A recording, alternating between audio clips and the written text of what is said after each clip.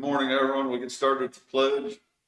Pledge of allegiance to the flag of the United States of America and to the republic for which it stands, one nation, under God, indivisible, with liberty and justice for all.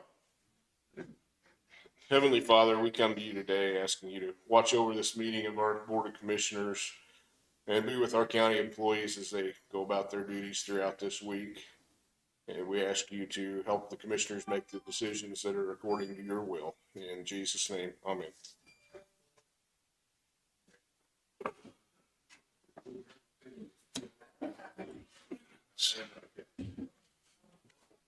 Reviewed the minutes. I'll make a motion to approve.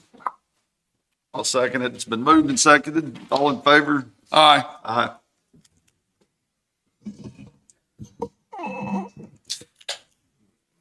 Bills.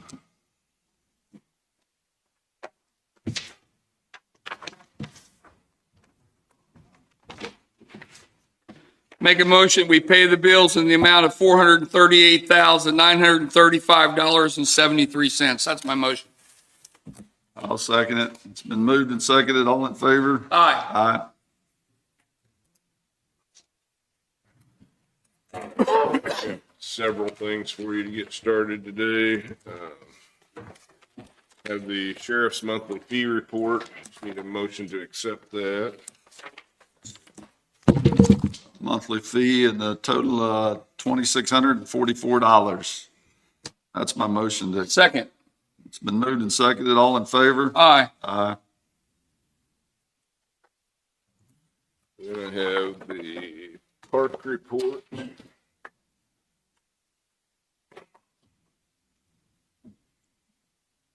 Really good month park. Shut up. Hey.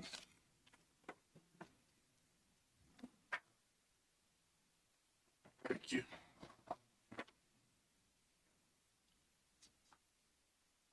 So for the month of May, the total income was $36,873.91. Expenses were $13,877.95 for a gain of $22,995.96. I guess, That gains year to date, I think. isn't it? pardon me? I mean, if you take 36,000, I guess that works. Yeah, that's that month. The Yeah. year-to-date's where we're. Yeah, you're right. 5,000. I just missed a digit. The year to date's a gain of $5,337.25. And then I just passed out the sheriff's prisoner count for the week. Total prisoners, 27, in-house 20, farmed out 7, 911 calls, 123. Total jail contacts not available. Total calls for service, 410. Total civil service papers served, 18. VIN inspections, 14. New cases open, 16. Closed, 9. Vehicle crashes, 4. Bailiff activities, 77. SRO activities, they're all on the road. Livestock out, 11. All right, I think that's all I've got for now. I've got a bunch of budgets to go through with you later in the day, but we can, whenever we work that in, so. Okay. River City? Yeah, I got good news, guys. We got our smoke purge found Friday. I guess it was about 11 o'clock. It came in on delivery. The back panel is already mounted. They'll be here today to start installing the gut portion of it. The goal is by the end of the week, have it installed, functioning, tested, ready for state fire marshal inspection. Also, the goal is to have the remaining of your concrete parking lot poured by the end of the week, if the weather will leave us alone. So, also have Victory scheduled to finish the site grading if it'll dry up enough to do that. But those are just basically the 3 things left to complete. Get your occupancy permit and move in. So Good. Did we make a switch over on the Utilities first of the month, is that the plan, or? I went over there and told them yesterday or last week, they still got that messed up. I told them to continue to send them to us until we actually do that. We'll pay them. I mean, the water bill's not that much, so. They're actually charging for a water meter that doesn't even exist anymore. Onto my job trailer. So we're trying to get that ironed out, but yeah, we'll get it switched over when you take occupancy, so. You guys want to do one complete or one more walkthrough? Do we have a scheduled walkthrough at all? Final walkthrough or? is We it- don't have anything scheduled. Well, Edwin.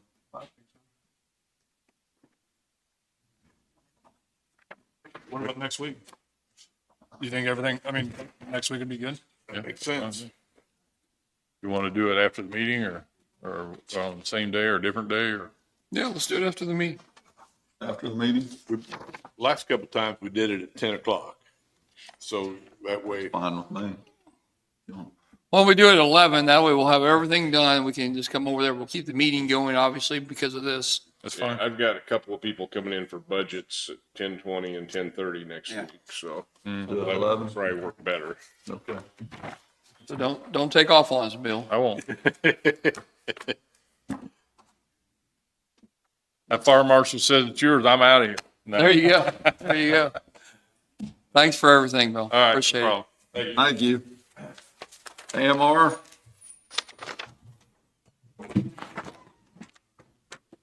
Good morning, Galen Anderson with AMR. Transport numbers wise, in the last 7 days, we've had 8 transports. Compared to the last 4 weeks, we've had 58 transports. So Up or down? trends up and down. More? The We had last more than week usual? has been lower than usual. Okay. But it's always going up and down. Did a standby over the weekend in Pleasanton for the Thunder on the Streets rally, which went off well. It was good weather and no patient transported out of there. And then recruiting wise, we still have 2 open positions. And we're slowly getting some applicants trickling in. So there's a EMT and paramedic applicants that we'll be following up with this week that look to have some good potential for fitting into our system. So fingers crossed that works out well to fill our openings. Other than that, I don't think I have anything for me. I don't have anything, you guys. Thank you. Thanks a lot. Have a good week. Randy?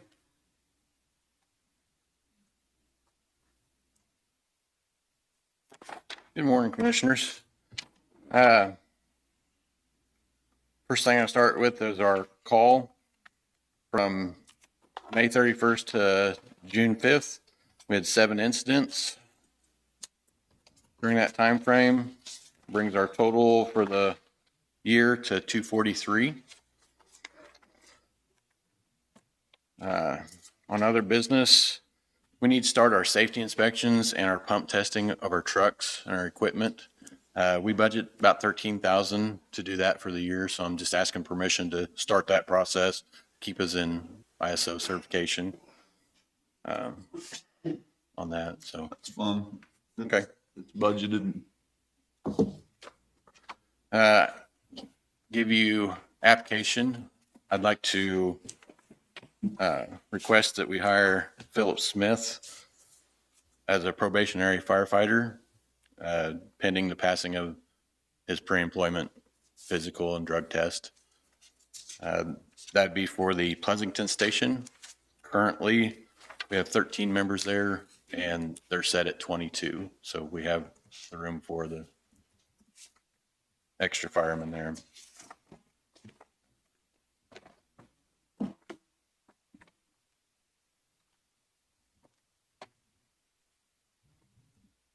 I'll make a motion.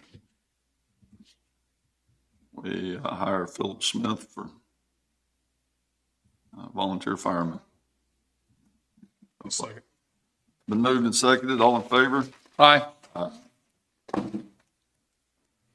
The next thing I have is there is an ISO training in Manhattan on June 28th. We should be getting close again to doing our ISO grading. I'd like to attend this training out in Manhattan. It'd require overnight stay. Class starts at 8 o'clock on Tuesday morning. Do you know what they teach, Doug? Just to interrupt, I don't know if have you been to one already? Not this particular class. What do they do out there? We got the information on the class. It indicates that it's going to go over kind of the rules, the things, and how ISO works as far as its rating processes. I know that some of the way they rate things has changed since we got our last updated rating. So it will give Randy an idea as to here's how you score points, here's categories that Linn County maybe can get some additional points with. I don't know if we'll ever be able to get it to a 4, but at least our goal would be to maintain our 5. And that will help him to understand the new rating system that's been developed since we last updated, almost 5 years. I don't know if it would help it, but maybe, does the cities know about this or is it just for counties only? I sent an email out to the city fire chiefs in addition to Randy. They would all have that information. Okay, fair enough. Like I said, just permission to stay that one night, Monday night. Sure. The class is free. There's no charge for taking the class. So That's fine with me. Staying at the Gaylord?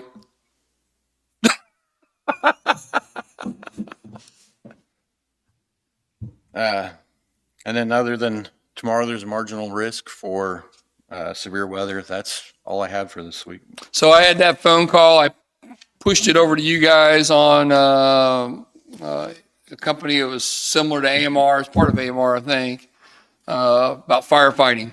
And you had a conversation with them? Yes. Just brief us on that real quick. Spoke with the representative. He kind of gave us what his services would be or could provide. Basically kind of a supplement to the volunteer with full-time firefighters at a cost. Sure. But kind of talked to him, and budget-wise, I think it would be hard to squeeze in right now, but told him we'd keep that in mind, and if we needed to readdress it later in the future, we would. But that's basically what was just a supplemental personnel, full-time personnel to the volunteer. Right. Okay. I just wanted you to talk to him, and you have, sounds like. Yep. That was Jason up at, you're Jason. I call him you're Jason. Yeah, Jenkins. All right. So now he's doing something different, I guess? Jason is? Same thing? Okay. Oversees more divisions. Okay, all right. So the thought was on that was when he called me was they could provide services similar to what AMR does on the fire side if we wanted it. So I had him talk to him. You and the fire board think we're good where we're at? Yep. Okay. Thanks, Randy. Thank you. Jessica?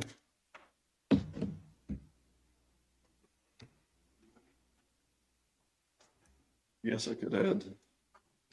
Didn't let Missy. We can, Yeah, if you want to, Missy, go ahead. Sorry about that. She's been here since 6. She was early. I was gonna make her late. Somebody's wanting a shot. You better hurry up. I know. Okay, I don't have a whole lot to report at the health department. Our community levels of COVID are staying low. We're doing well. I'm still working on budget. And then I spoke with my health advisory board, and we would like to start providing lab services for the county. Mainly probably for people who don't have any insurance or they have a very high deductible, something like that.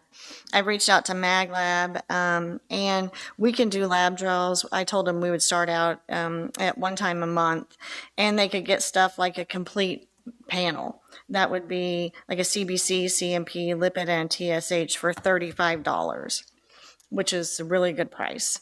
If they have insurance, they could go to their provider, but a lot of people don't have insurance, and lab work is expensive, and it would be a straight $35. Doesn't somebody have to order the lab work? Nope. Nope, we could just do it for them. You don't have to have an order. And then when we got it back, then we would send it to their physicians. And so it's just a nice service for the county. Is it a need? I'm just asking. I don't know. I don't know. I was just on an administrator's call, and a lot of other health departments do it for the community, and I just thought it might be something nice. Talked to the health advisory committee, and they thought it was a great idea. They were all for it. So would that cover our pre-employment Well- test? Well, no, I don't think you're talking like drug test kind of stuff. are you? No, no, it'd be like, it would be, let me tell But you. we're doing that in our office now. We're doing the collection. You could come in and get your panel that I just said, a hemoglobin for $10, a vitamin D for 40, vitamin B12 for 30, a PSA for 20, and a testosterone for 30. What? We're good. He was teasing me. Oh, Told me I need to What are go you there and saying? get some blood tests. Some of the kind of stuff we have employees do for the points on our wellness, is that something you guys could do for employees? Sure. You started doing that? sure. But it's cash only basis. Okay, so I mean, it would just be a nice service for those who want it. We're just gonna start out doing it once a month, see how it does, and then go from there. I wanted to see what you guys thought. I don't have any problems with it. That will cover the cost of it. I mean, as far as everything with it. Yes. Yeah, they come in and get all of those labs for $30. No So extra it's not- fees, it's no not billing. costing the county any more than that. That's what he's asking. No, Yeah, no, we're just strictly doing it as a service. Mag Lab, since we're so small and starting out, they're gonna provide us with all the supplies to start out with. And then they'll have a courier that'll come pick it up. And so, if you've ever had lab work done and you have a deductible, some places a CBC can be $250.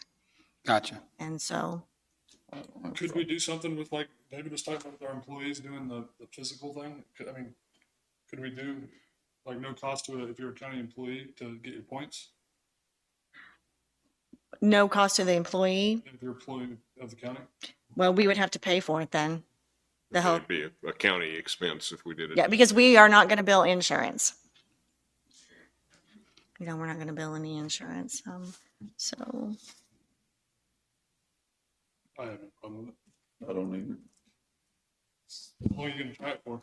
we're going to do it once a month for a while, see how it goes. how many people came to the bicycle deal we had this week? We had 9 in Mound City and 1 in,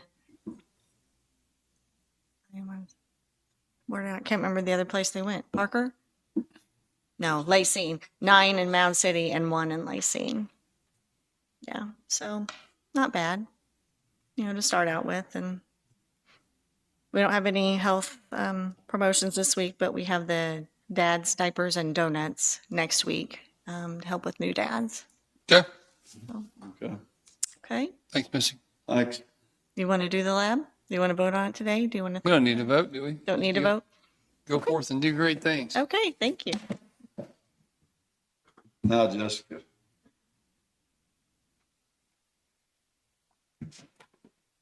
Good morning, Jessica Hightower, Economic Development. We got an invoice from BG for the work they've done in the last, it was, I think, the May invoice for the Hells Bend project. So Joyce is working on getting that processed. We are 56% complete for their engineering services for the project. And they are currently working on getting railroad permits so that we can cross their right of way for that bridge project. We've got dust control has been pushed to next week now because of the weather. They don't think they'll be able to get out here this week either. So this is pretty normal for the dust control to be pushed towards the middle of June because of rain. Mike and Harry, their crews have been fixing flood damage all over the county. They're doing a good job of that. Okay, for the airport. I had given you quotes a couple of weeks ago, maybe 3 weeks ago, for the tarp on the building out there, for replacing the tarp. David actually turned it into insurance and it's covered. So the insurance company they've approved the Big Top quote. Big Top Manufacturers is the original tarp was made by them, so they would be able to replace what we need. And it's actually an 18-ounce cover, so we think that's a good weight to hold up in our wind. So their quote was $65.75. With our $1,000 deductible, insurance will pay $55.75 to get that replaced. So you'll probably need a motion on that because that's over her. To allow me to order that. So we'll have to pay the whole bill of the 65.75, but we're getting 55.75 back.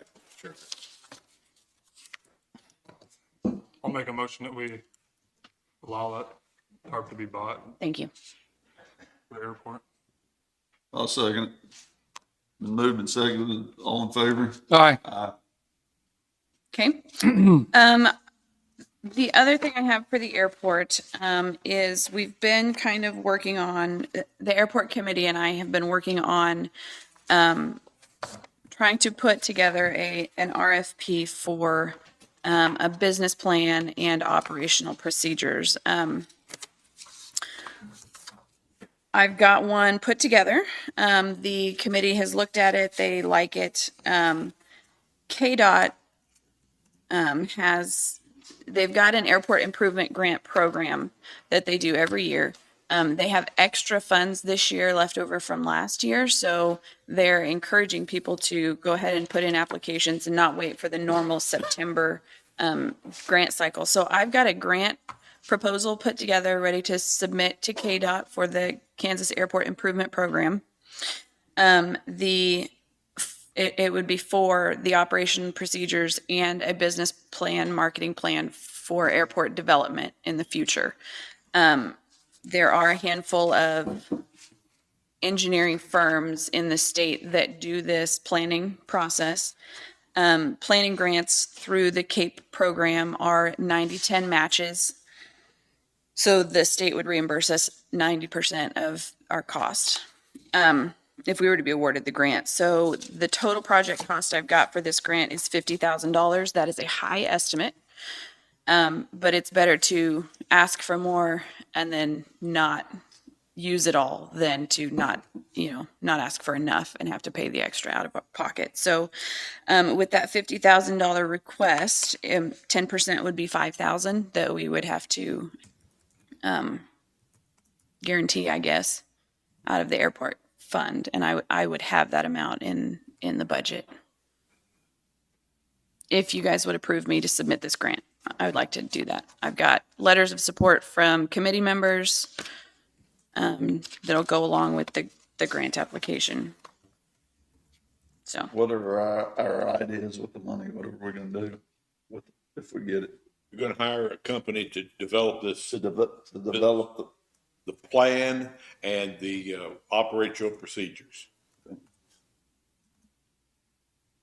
Yeah, I mean, I'm all about that. I'd like to see a plan put together. Right. before we- Yeah. I think that's. I think we have to, especially the operational. well, and I kind of tried when no one responded to my RFP last year. I kind of tried to put something together. I'm not qualified to do that. I don't want to do it and miss something and have something happen out there. I would feel a lot better if we hire someone who does this all the time to do this for us. One of the main reasons last year that no one responded to my RFP was that we didn't already have the grant funds in place.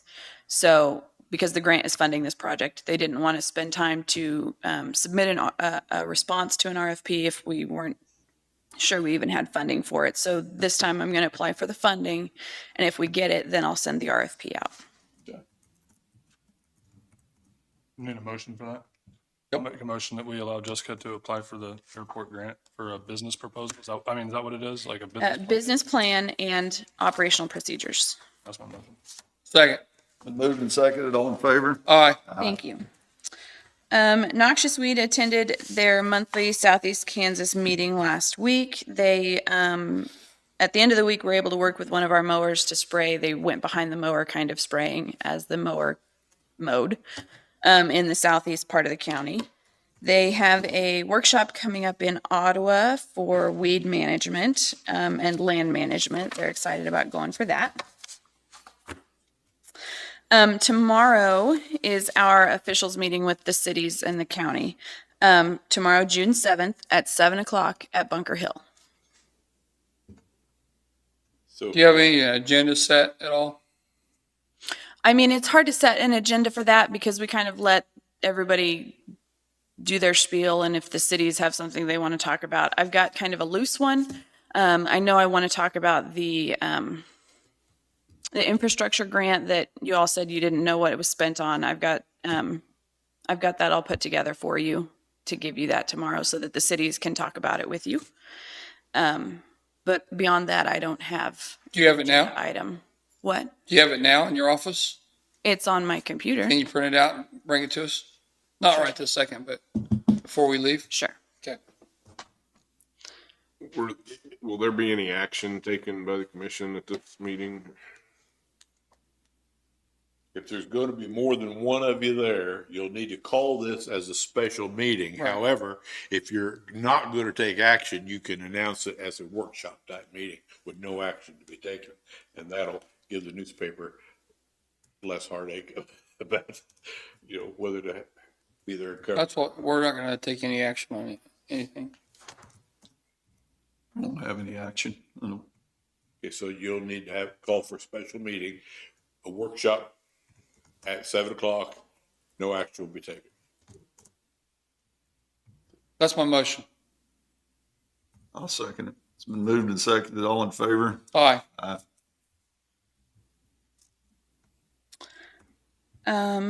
Okay, I would like to, before I get my budget to you guys, I would like to send out a request for proposal for an environmental study over at the industrial park at Pleasanton. I really think, I know I applied for the base grant earlier this year. We talked about it then. We were not awarded the grant. I really think that this is something we need to look at. Are you looking at phase one environmental, or are This you would looking be at a a fa- full this would be a phase one. $50,000? This would be a phase one.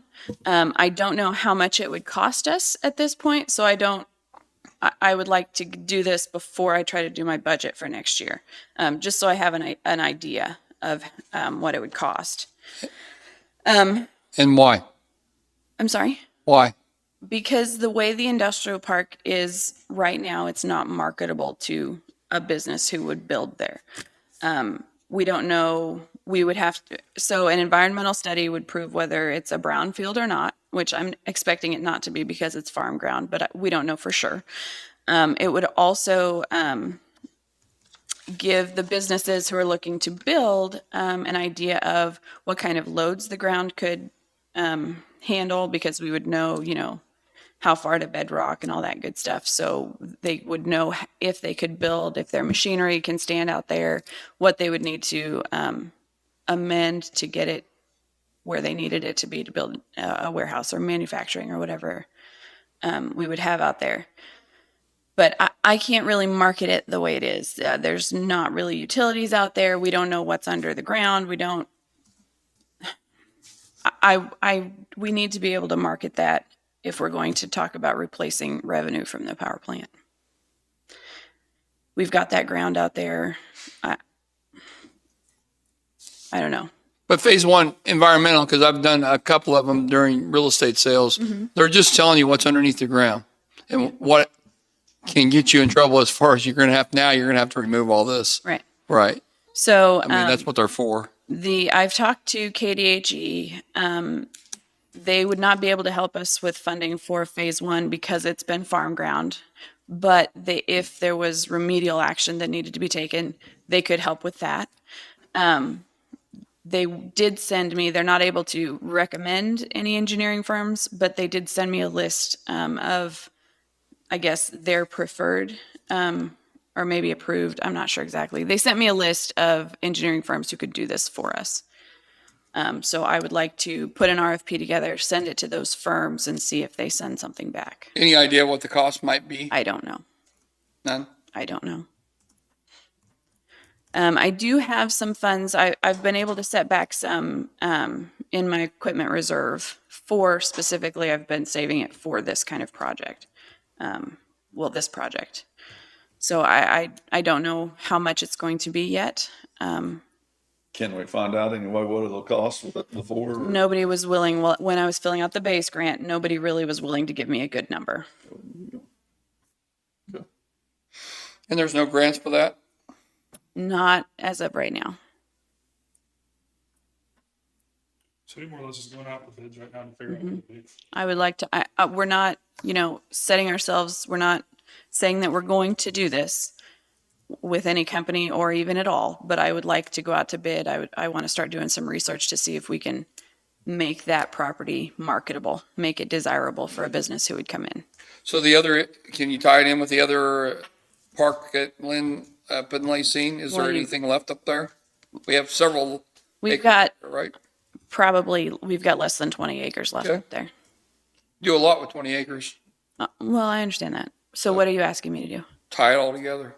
So Is there a need for an environmental work up there? That's what he's. there could be, I could add that in there. That's what I want. Okay. What we're going to do it. If you're going to go out for a proposal on it. Okay. We can do that.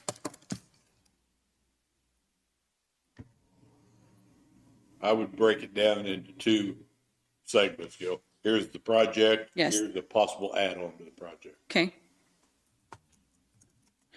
And I'll, once I get it drafted, I'll send it to Gary, see what he thinks of it before I send it out.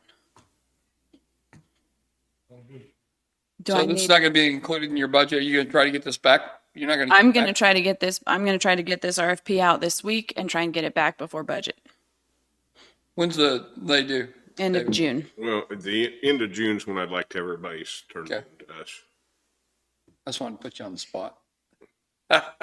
So do you want a motion to do this for bids or just? At this point, they're not really going for bids. They're just she's gonna send out an RFP.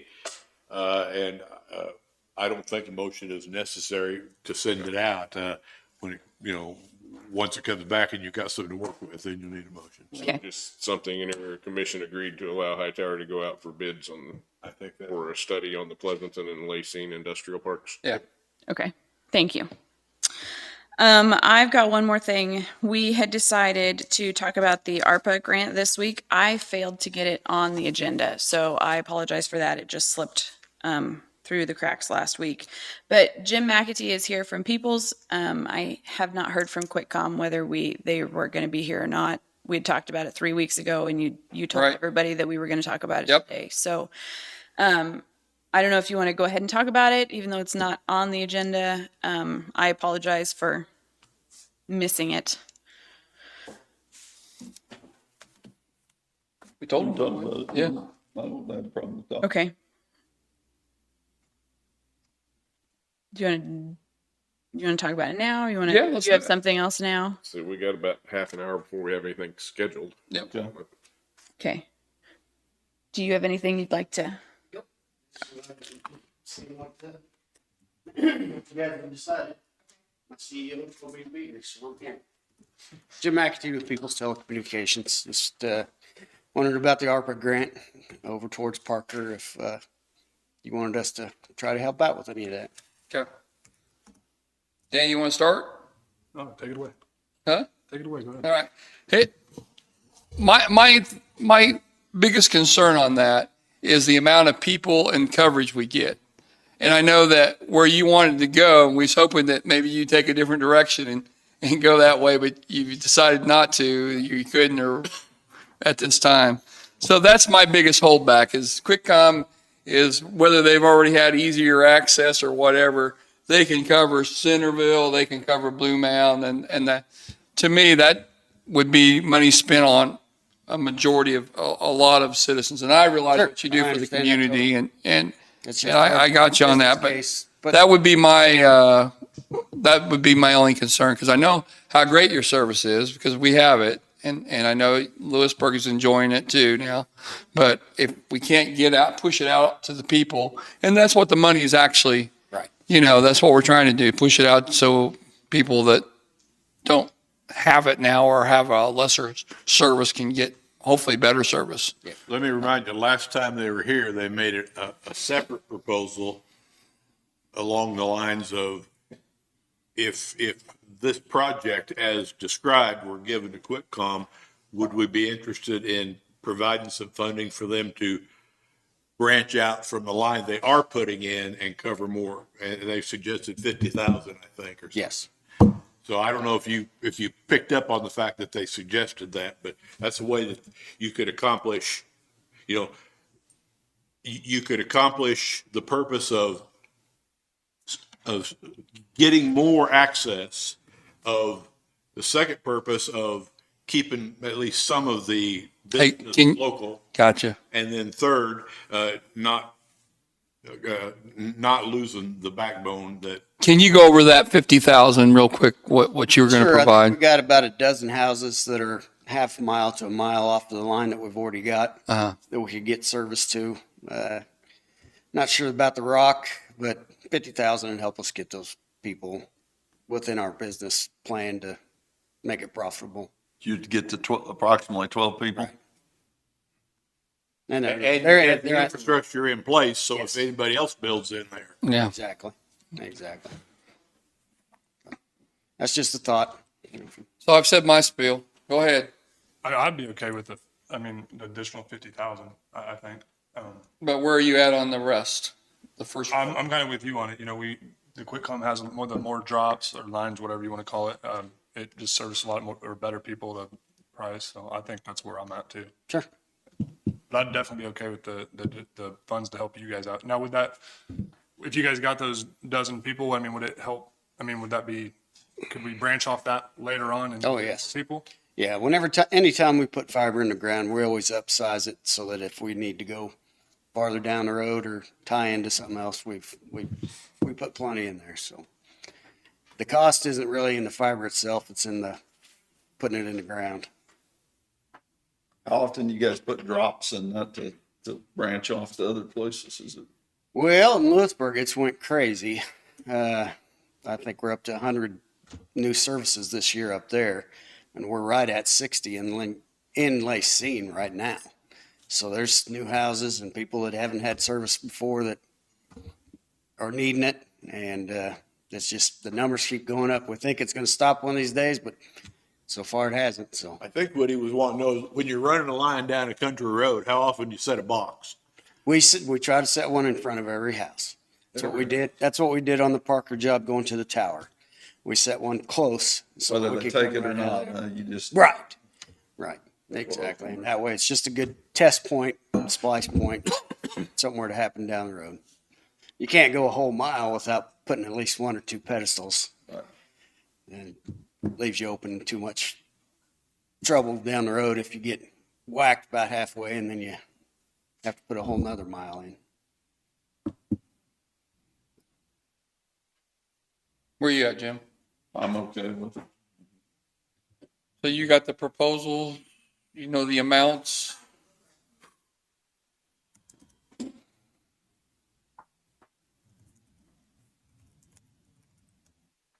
And these would be your rural customers out on the southwest side of town, so it's out east side of town. Sure. That QuickCom wouldn't be able to get to with their, Yeah, they wouldn't be serving them, and you wouldn't find it economically feasible to serve them at this time Right. without this additional 50,000. exactly. If there was 20 houses for each mile, it'd be different, but one or two houses a mile, it's kind of hard to make a business case. What's the amounts I need?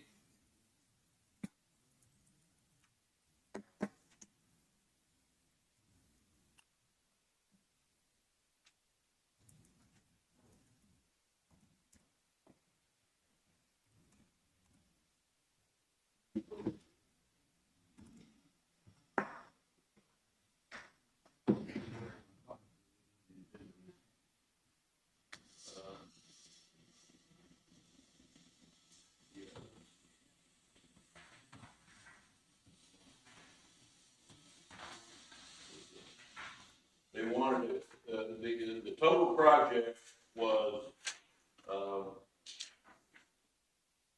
$1,116,000, and they asked for 50% match, which is $558,000. That's quick. 580. So 580,000 plus 50,000 for peoples, right? Right. Should that be a separate motion or can I do it all? You can do it all together. So, sounds like everyone's okay with it. I'll make a motion that we award the contract to QuickCom in the amount of $580,000 and People's $50,000 out of our ARPA fund to complete the broadband, pushing out towards Parker, Centerville, and Blue Mound. That's my motion. We'll second. It's been moved and seconded. All in favor? Aye. Aye. Thank you. Thank you.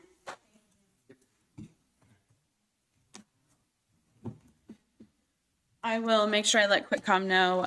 There may be something for the grant that we need you to sign next week, Okay. but I'll get with Taylor on that.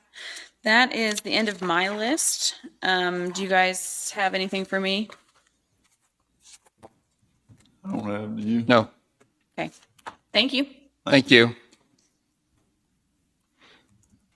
So on our ARPA money that we just spent, $600,000, a little over, we still have about $1 million left, right? We've received, what, 900 and some thousand already, and we'll receive that much again this year. So, yeah, you're gonna have about 12. So I guess I do have a question. Okay. You knew that, that's why you walked back. Is, what were some of the other ideas for the ARPA money? Did you already have people flooding you? So I had 8 or 10 that reached out that wanted the application, and I sent those applications out a couple of weeks ago.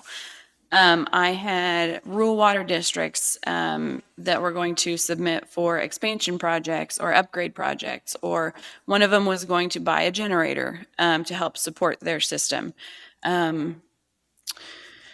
Cities were talking about sewer systems and water, I believe. And then I had SEK Mental Health reached out. They're going to submit an application for services that they provide.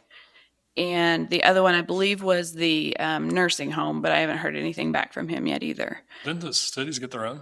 The city's got some. Yeah, they did. They want more. Yeah. I mean, they can use more for if we They want can. to award them something. right. And we would be within the guidelines if we wanted to do that. Sound like I was picking on them. Hey, so on the road system too, I mean, we've got this money, the roads in and out of town, what do we call those? Connecting links. Can you find out for sure? Because I'm being told that we could possibly use that money for connecting links roads to repave. Okay. So every city has those links, and if that's the case, I'm sure they'd be very interested in having that redone.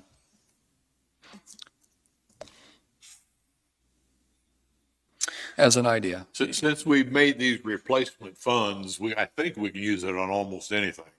I think so, as long as it's a government service. There's a workshop coming up in July on the bipartisan infrastructure law. I'm gonna sign up for that and try to Good. go so we can. Thank you for doing that. Yeah.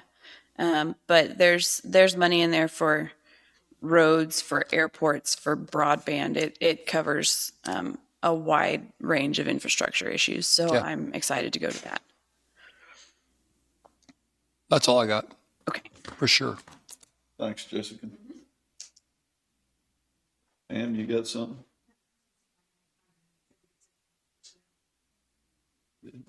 Anybody else need it? Sure. You want to speak? Yeah, I have a budget, if you guys want it today, otherwise I can leave you packets and do it next week. We also have a resolution, that Mr. Thompson has prepared, that we'd like to present, and that's all I have. Okay. I need about 5 minutes of legal executive session just to catch you up on a couple of things. Legal? Yes. Okay. Kevin, would you be against going next week? I mean, yeah, I'd like to look at yours and kind of read over it. And That'd be fine with me too. Well, then do you want to do this while Kevin's still here? Do you want to do this resolution that we need to do? One of the things that's going to be necessary, is copy for each of you, I think, is going to be necessary if, when Kevin gets agreements with various federal agencies and or state or county agencies to house prisoners, is a resolution authorizing him to charge for bringing in prisoners. And so we've prepared such a resolution here. As you can see, I don't have a resolution number, but it says that the sheriff, as the manager and keeper of the Linn County Jail, is hereby authorized to enter into agreements with the federal government, with agencies of the federal government and of state and local governments to provide housing, care, and other required services for prisoners of those respective jurisdictions held in the Linn County Jail. Sheriff is authorized to negotiate with each respective jurisdiction with which such an agreement exists, an appropriate daily rate of compensation for the housing and maintenance of said prisoners, which rate shall be renegotiated from time to time as costs of keeping said prisoners vary. What that does is allow them to have a different rate for different providers there. The sheriff will provide, will provide up-to-date copies of the above described agreements, including agreements as to daily rates to the office of the county clerk on a timely basis. Compensation received pursuant to agreements created hereunder shall be remitted to the Linn County treasurer and shall be deemed income to the general fund of the Linn County budget. I think that's where we want it to go, David. Yes. So if you're, this doesn't do, what this does is authorize him to go ahead and negotiate rates and enter into agreements. What's the number on it? It'll be 2022-21. I'll make a motion that we approve resolution 2022-21. Sum it up for the sheriff able to charge as need be for the jail. Second. Been moved and seconded. All in favor? Aye. Thank you, gentlemen. So just one question on that. Federal prisoner comes, the medical portion sometimes are expensive. They take care of that as a different part of the budget or a different part of the. Yeah, that'll be included in their per diem. Okay. So let me go into that just a little bit, Commissioner, because it could be a tad confusing. So when the inmate is presented at the Linn County Jail, we would do certain things, and they require things like a TB skin test and stuff like that. Our clinical services in-house in the jail will provide that service. And it will also provide like a 14-day assessment and things like that once they've been incarcerated. That would be part of the per diem. Anything outside of our facility will fall back to the agency who has their inmates housed in our facility. Gotcha. And currently, we're talking with United States Department of Justice. That would be the U.S. Marshals program to house inmates for them. And we're also speaking with Wyandotte County currently. We've entered into talks with them about holding their inmates as well. Both have pretty good pay rates. We're just waiting to see kind of where that falls. I know with Wyandotte County, they do not want a long-term contract. They don't want X number of beds. They just want a per-day price. And like I say, we're currently talking with them as to where we get, as well as the per-day price for housing, costs for transport and things like that, which are also included within this resolution. And we just want to be able to negotiate that. So we don't want to have one set price because somebody else may want to contract at a different level. That may be an advantage to the county that we would want to take hold of. So, And you may have to transport the federal prisoners to the federal courthouse. correct. That would be essentially a separate contract. Right. And that would be, there'd be a transport fee and there'd be pay fees for our staff who would be doing those projects. Here's what the contracts basically look like. It's here's the housing and then here's the transportation. It's Okay. separate. Yeah, I just wanted to make that a point because Contract or not, that's an old. I wanted to make that point because when we were getting ready to build the jail, people thought they were going to have court here and you're going to release them out into the streets and remember those conversations. So I knew most of us knew the way it was going to happen. In every negotiations or talks that we've currently had, we would never release a non-Linn County inmate in Linn County. We would always take them back to, if it was a Wyandotte County, they'd go back to the Wyandotte County District Court or jail. If it was a federal, they'd go back to the Kansas City, Kansas Federal Court. Thank They you. would never be released in Linn. All right, good. Gentlemen, I have budget proposals here.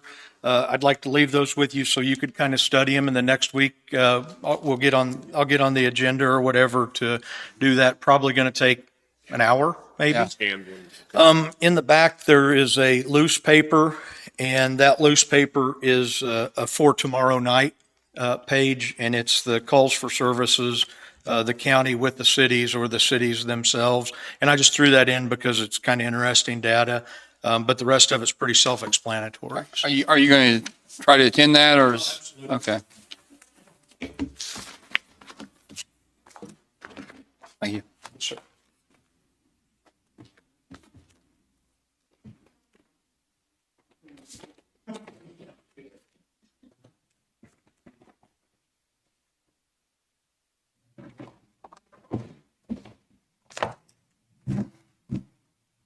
We want to do the executive session now? Yeah. Yeah, that's what we need, is 5 minutes personnel with Pam, and 5 minutes legal with Gary. That's the motion, 10 minutes total. I'll say.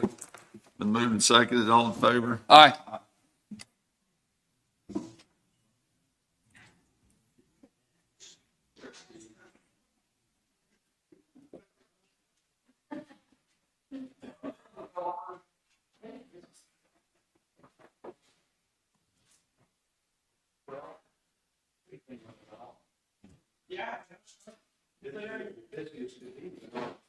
So, yeah, that's, one of my friends was texting me that like 5 of the most dangerous motorcycle clubs anywhere were in Pleasanton. I had no idea about that. So, yeah.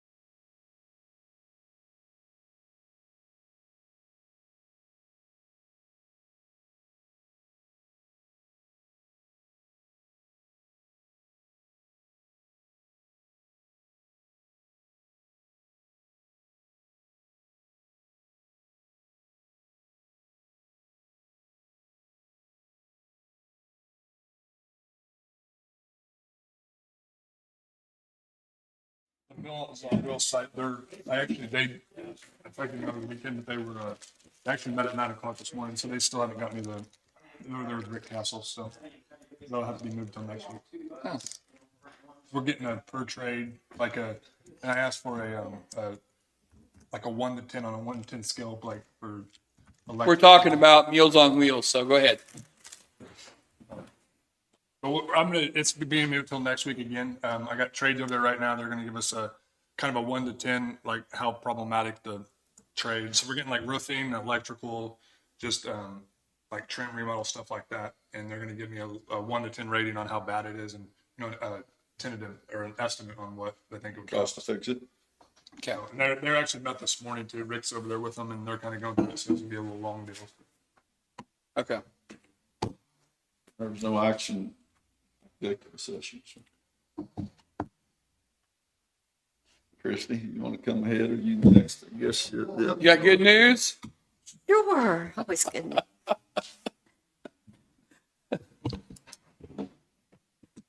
Okay.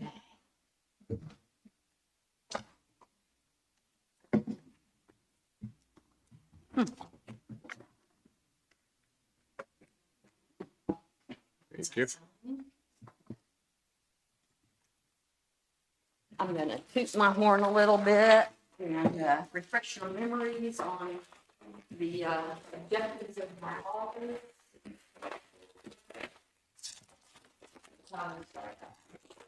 So, Register of Deeds has custody of and manages real estate documents dating back to the territorial days of the mid-1800s. The Register of Deeds by Kansas statute is the recorder and keeper of the documents regarding the ownership of all county land. All information begins with us, then shared with other county offices to use as the basis for the duties and responsibilities in their respective departments. Our number one priority is our responsibility to the public. We serve as an information center, receive requests from abstractors, realtors, banks, attorneys, and the public for all sorts of documents and information.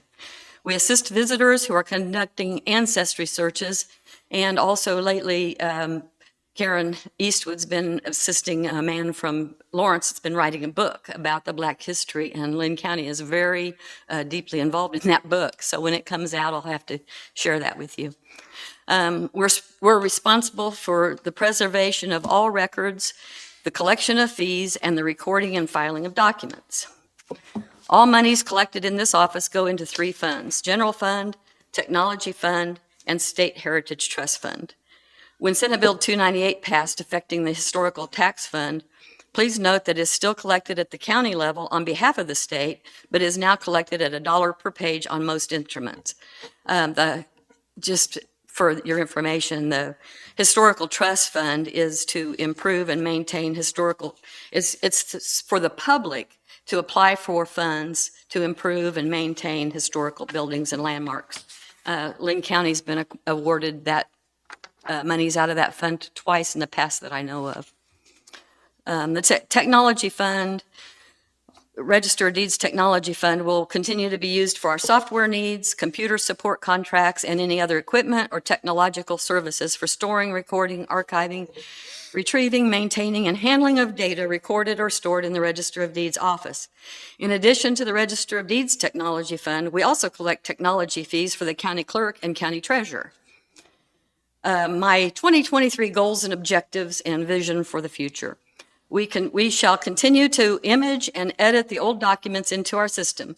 Sutterfield Technologies completed the digital imaging of our microfilm. So we have all the images in digital form now, and they are available online. We have been selling subscriptions to our records system, our records management system, and I believe that it will eventually pay for our maintenance and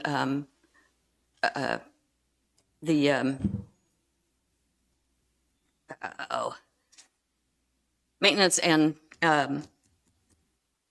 replication, which is what the replication is for, the archiving and the backup of the whole system, which is done on a different, like I have some in Blue Springs, and then plus Chris backs up the records also. So we have a couple of backups to all of our records. We're making great progress in back indexing. We shall continue to attach images to the electronic records so that, when you go in to do your research, it makes it easy for the realtors and abstractors and attorneys to do the research online for our records.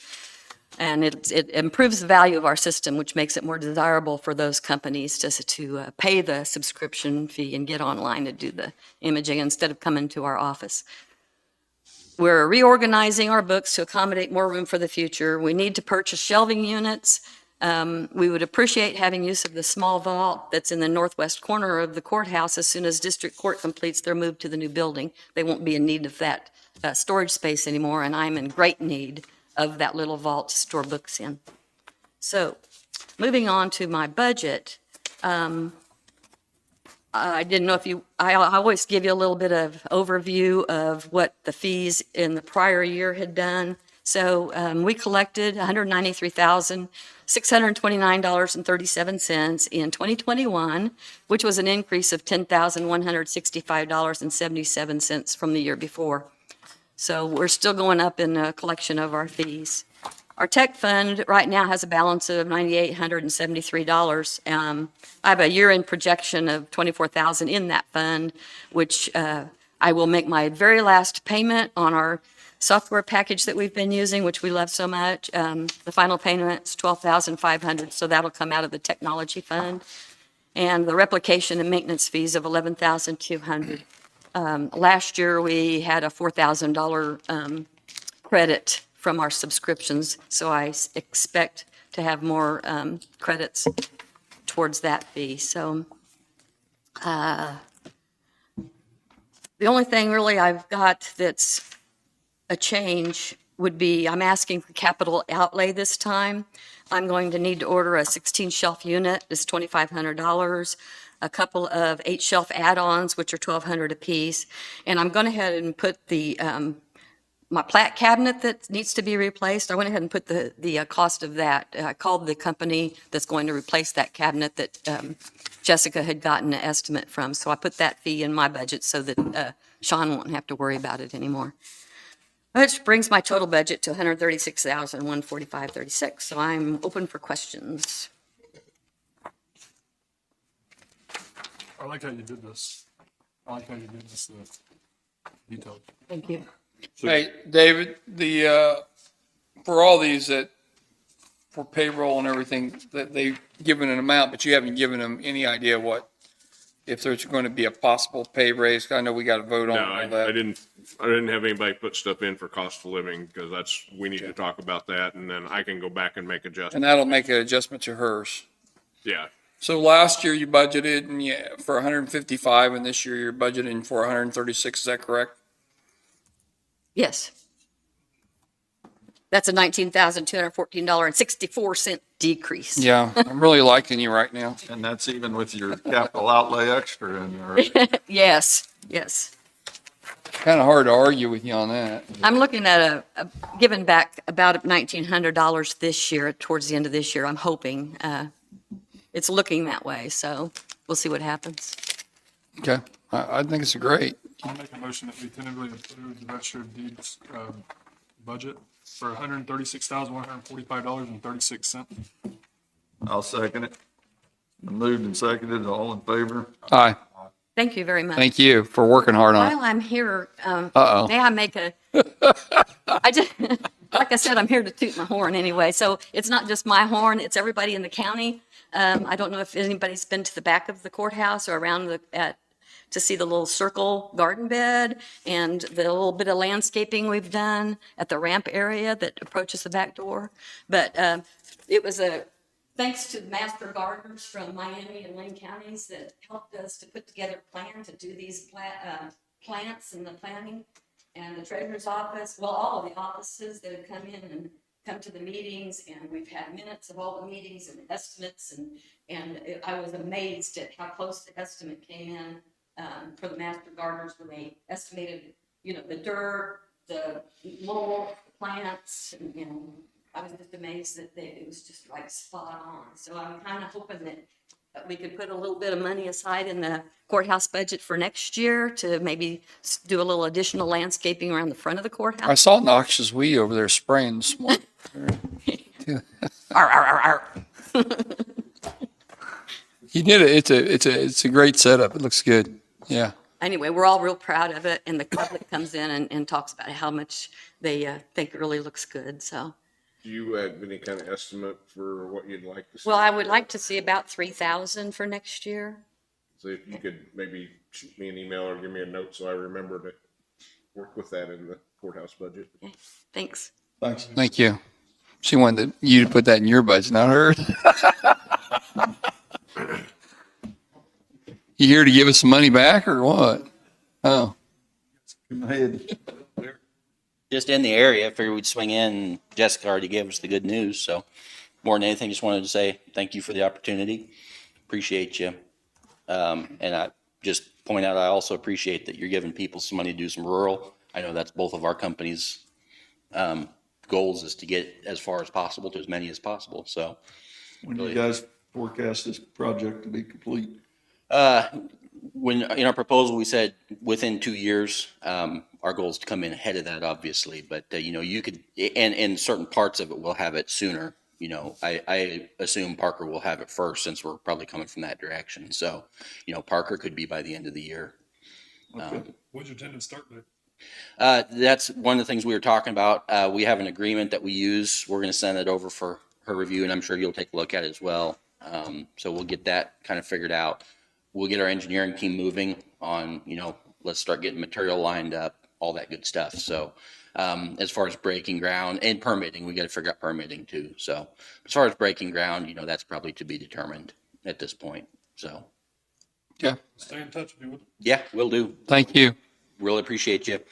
And if you, again, anybody ever has anything, questions, we're looking at the broadband dollars coming from the federal government. We'll be in touch any opportunity we see. So, Thank you. all right. Thank Yep. you. Have a good one. Morgan?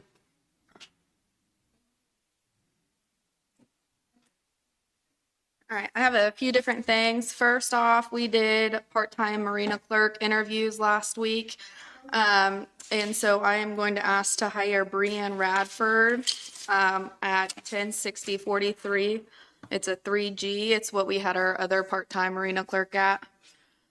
This is a permanent part-time, I believe or is it so. seasonal part-time? I believe it's a permanent part-time. From what I'm understanding, she's to cover any vacation or sick time throughout the winter for Sherry as well if she ever has to be gone. Or she said she thought about taking vacations in the wintertime and this person would cover that. And we had somebody in this position until just recently, Yeah. so it's not a new position. I'll make that motion that we hire Brianne Radford, at, 3G 106043. that's my motion. It's been moved and seconded. All in favor? Aye. My second thing is we have open enrollment for all employees this Friday at the First Baptist Church. We have sessions at 9 and 10:30. We have security benefit coming. We have AFLAC coming. We have Hub coming. We'll have a health fair, prizes, and lunch for everybody. Lunch is from 12 to 1, but if you guys could come and help. I won't be there. I can't. Just pointing it out, if anybody can come help set up, that would be wonderful. But I just wanted to get that out there. If you guys haven't gotten your packets, everything is due July 1st, your paperwork, to get that in. That's all I have. Okay. You got anything, Danny? Okay. Thank you. Thank you.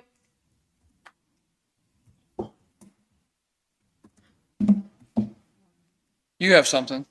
Yes, I do.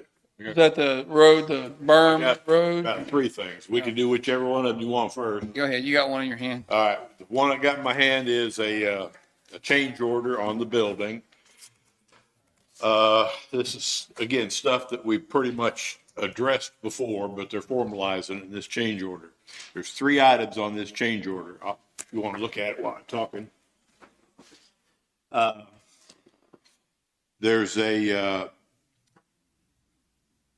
The dishwasher valve, remember we talked about that when we were looking at the kitchen in there? You may not remember. When a dishwasher, a commercial dishwasher like that, dumps water out, it's real hot, and you can't put that into the sewer system hot like that.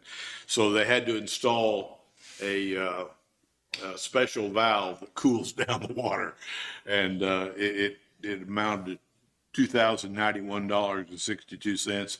That wasn't in the original plan because in some locations that's taken care of in a separate holding tank, but we don't have that kind of system here.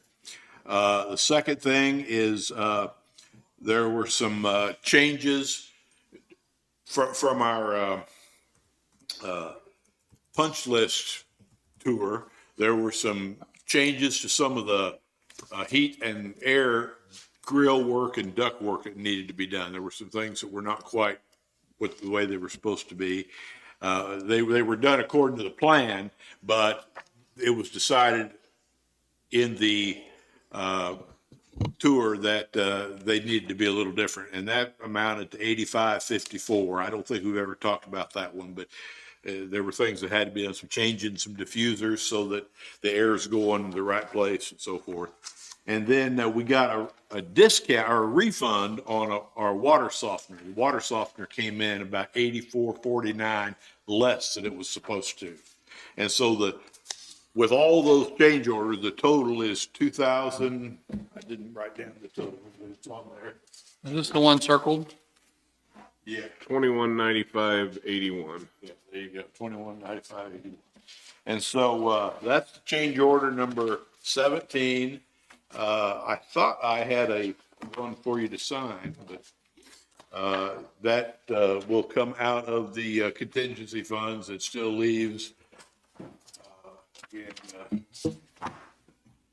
still leaves 92,000 plus in the contingency fund. So I don't know where my copy of sign went to. Oh, that's not it. That's that other thing I gave you. Well, you keep taking my stuff. Is there a page that looks like this, only bigger on the back of this? Yeah. Yeah, there they are. That's it. That's the sign right there. You sign. Here's, I made extra copy. Yeah, you sign right there where it says signature. I'll fill in the rest of it. Okay. But you need a motion to approve change order in the amount of 21.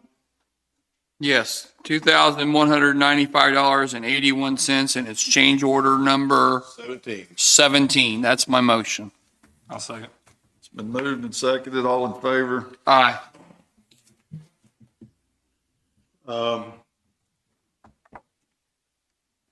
Secondly, Radcliffe Road, I think Jim's the only one that signs it. Yeah. Radcliffe Road, we talked about that last week. That's the one out there that gets underwater. We need to make a determination of what you want to do there. We're under something of a time constraint because the work has to be done before the end of the year, due to the fact that they have some licensing in place and in process for the dike that they're building. And they can't do that until we get the road done. And So they're the ones building the dike along the river. I went up and looked at that yesterday. yeah, they're building that dike and they've got permits for that, but they can't finish it until we get our road done. And they can't, Are they tying it back into the railroad, or are they leaving an opening between the I road? think there's an opening there, but I don't know. But anyway, the agreement that they're proposing is that we have this, whatever we're going to do, we sign an agreement by the 1st of July, and the construction be done by the end of the year. And I asked our road foreman, and they felt they could get the construction done by the end of the year if we're going to do that. So you recall what the options I did, laid out: to relocate the road and put a hard surface on it, raising it. Second option was to relocate it and leave a gravel surface. The third was to leave the road where it is, and the fourth was to close the road. But if you don't pave it, raise it, pave it, then he's not gonna give you the land. Right. If you don't pave it and raise it, then he's not gonna give you the land, he's not gonna give you the dirt to build it with. Right. You'll have to buy all that. I think it's a fair option. I mean, other than, I don't wanna close the road. I don't. wanna I close don't think the if we don't fix it right, that we're just gonna keep spending a lot more money on it. road. later on. I hate somebody telling me we have to do that. At the same time, I'm, Well, the way it is now, it's gonna fall into the river eventually. yeah. Drive at your own risk like Arkansas down there through those winding roads. Are they gonna put tubes in the road too, or what? I think they're gonna treat that road like a dike, basically, and try to keep the water on the river side of the road. Yeah. What's still gonna go over the road? It's gonna go around. You know, on a real deep side, it'll still go over the road. He's proposing that we put some big wide ditches on both sides, and so that a lot of what, if it tops the road, first of all, it's not gonna wash it out because it's blacktop. And second, the ditches will catch some of that. Wash the backside of it out when it goes over. Yeah, I think that's, I mean, I guess you could say no and bully up to it and then drag it out and go to court and all that, but over the condemning the land and, Make a ditch and line it with like boulder rock. I think I gotta look at it, figure exactly what. we all looked at it too. It's not on the backside of the industrial park, is that what that? Yeah, back south, across the railroad tracks. And that was about 100,000, we thought, for the paved and everything. 128,000 plus the labor and machine time, which we guessed would be around 20,000. And then how many, yeah, that's the thing. We pull a bunch of people over to do that project and He thought 3 people would be Mike, cost if you don't blacktop it, or is it? Sorry? If you don't blacktop it. If you don't blacktop it, first of all, you're gonna have to condemn the land to move the road. It's gotta be blacktopped is what he said. He won't give us the land or the dirt if it's not blacktopped. Because he thinks it's gonna just continue to wash out into his field every time it floods, which is probably true. He on both sides of the road or what?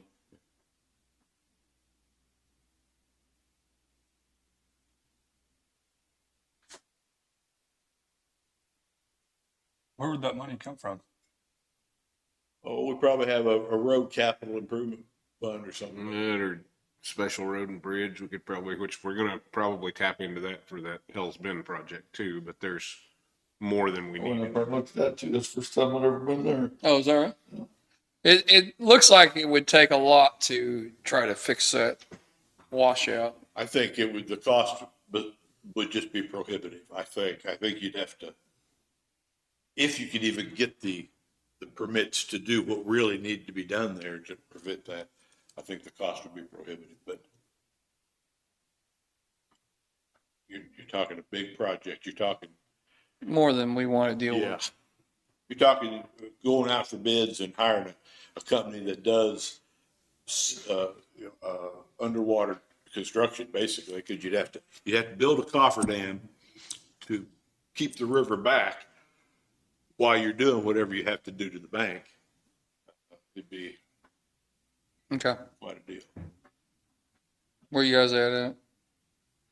I think if we don't go with the pavement, well, I mean, how long it take to condemn it? It goes through courts. Oh, yeah, I mean, we'd probably be talking months before we even had the land bought. Maybe, So where would that put him on his licensing if he's waiting Well, for that? I mean, that, I guess, that would prevent him from finishing the dike project, which would cause probably further damage, but for him.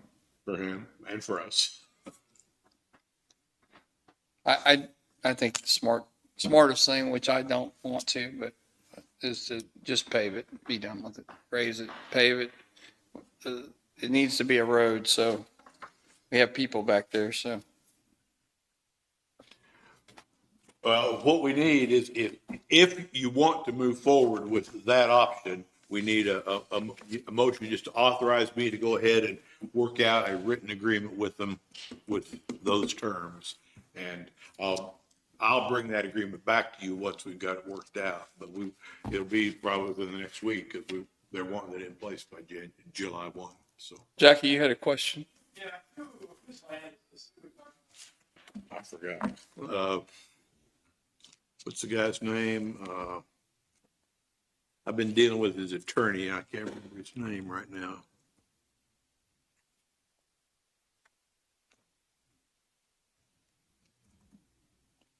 Like to me, if they tied the dike back into the railroad, it would stop that water from coming across the road, but I don't know. It's Getter Farm. I'm surprised the railroad hasn't said anything. You don't know what it's gonna do to the railroad. Well, I'm saying, if you put the dike there, and I'm just looking at it where he's starting his dike around there, if he don't tie that into the railroad, He may be, I don't know. if he ties it into the railroad, that'll make it, the water will come across the road. But If he ties it into the railroad and the railroad washes out further back, further to the north, what's that do to us? Because we're the ones that built the damn thing and paved it or gravelled it. I mean, is the railroad going to have a say? Do they need to approve anything? I'm sure that they don't need to approve anything on our road. No. But the ability to do that. His dikes, Yeah. I'm sure the railroad. So they have licensing for He it. has to get licensing for all that diking he's doing. what I'm saying is, though, if he don't tie that back into the railroad, that water's gonna come right on across the road. It's going to come right. That's beyond me. It's gonna come right on, around the edge. Somebody else is going to get the water, right? I mean, when you dike something, That's that's, the point of a dike. yeah, somebody else gets, Water's so important. somewhere else, somebody's going to be unhappy, What so, I'm saying is, if he ties it into the railroad, it'll put it across. yeah. But these dikes that they're putting in, is my understanding, will catch a percentage of the floods, but sometimes the floods up there are high enough that they'll Sure. top those dikes. Yeah, I mean, they flood across the tracks and everything, yeah. There's some good ones. Where you at on it? Danny? I think we gotta pave it, I think. I mean, I don't think we really have any other options. I mean, we have options, I guess, but is it smart options? Yeah. No, I don't wanna keep having to maintain it and keep dealing with angry landowners if we don't try to work with them. Done. This is kind of where Radcliffe ties into Reagan's Road along in that area. Does that sound right? Right by the railroad? Yeah, right. It comes off of Reagan's Road and then curves south, Okay. and then it hits the railroad down there. Or it comes across the railroad at Reagan Road, curves south, and it's right at that curve where the river is washing away. And then when you go on south and around the curve, it's where we actually have a bridge over the river on down there too. Yeah. That's Where the good. big bridge goes over the Marizine. Yeah. So, yeah, I've got the maps and stuff here, but so what we're talking about doing is from, basically, we're gonna be working on it from here, from the railroad Yep. down to in this area. And it'll be cutting off that corner and rounding it down.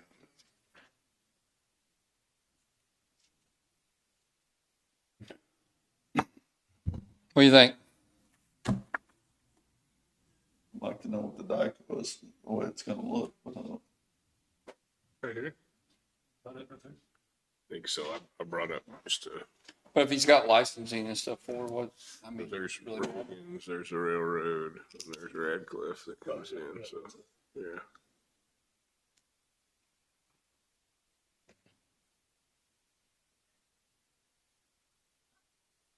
so the four choices, let's just eliminate the ones we just go. The one- Okay. Close, nobody wants, does anyone want to close it? So that's out. Okay. One option was just to leave it where it is, leave the road where it is, as it is. And, as it erodes away, you're gonna have to either try to get some permits to reinforce that bank, Yeah. or just let it eat away. That's an option. Put a sign, go around. Yeah. And then the third option is to relocate it, but to use a gravel service. Which causes condemning.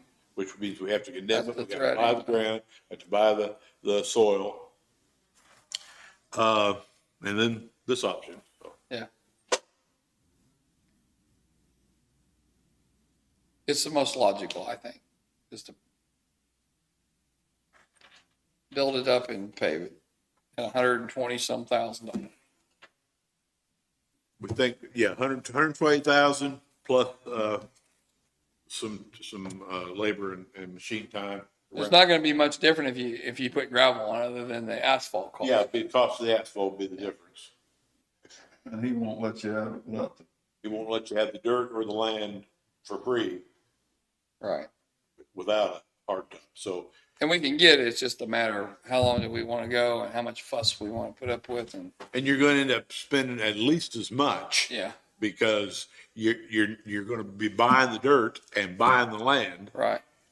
and using that money and saving the money using the money that you saved on the hard top. Sure. How big of a section, pavement's gonna be? Half a mile or something? It's, Not that far. I've got it's 1,350 feet. What's about a quarter mile?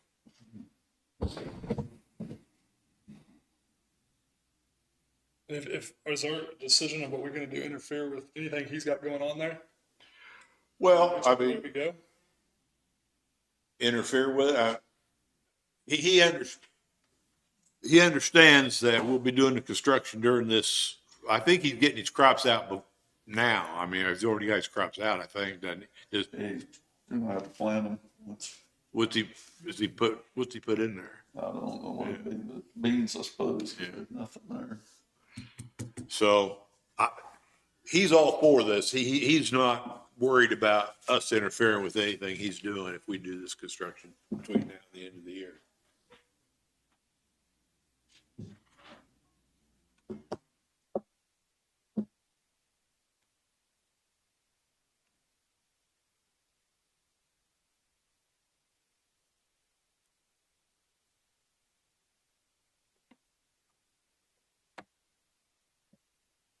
All right, you two, come on. What are we doing? I mean, I'm for doing it with the asphalt. Do it right so we don't have to mess with it anymore. So, Do it right so we don't have to mess with it anymore. We don't have to go through all these legal or battles with him, and I think it'd be. Where you at, Jim? I suppose we gotta fix something. I got problems with where his dikes are going. He's doing. But, and I understand that, but, Just, if he But- don't go tie into the, but if he's got it licensed, it has to be, what I'm saying is if he don't tie that into the railroad, that water's still gonna come across there. And it's gonna come between the dike and the railroad. Well, and that's where we're taking the dirt out of, and that may be the case. I mean, there may be water coming into that area. Unless he's gonna come around and then shoot right back into the river. I don't know. It's just, but it'll eventually go over. That's what I say. But the dirt he's going to give us comes out of that area between the dike, the road, and the railroad. So Has he had somebody look at it for a study or? yeah, an engineer. he's had engineers. Oh, okay. working. I figured he did. Especially if he had to get permits, he had to get an engineer. Yep.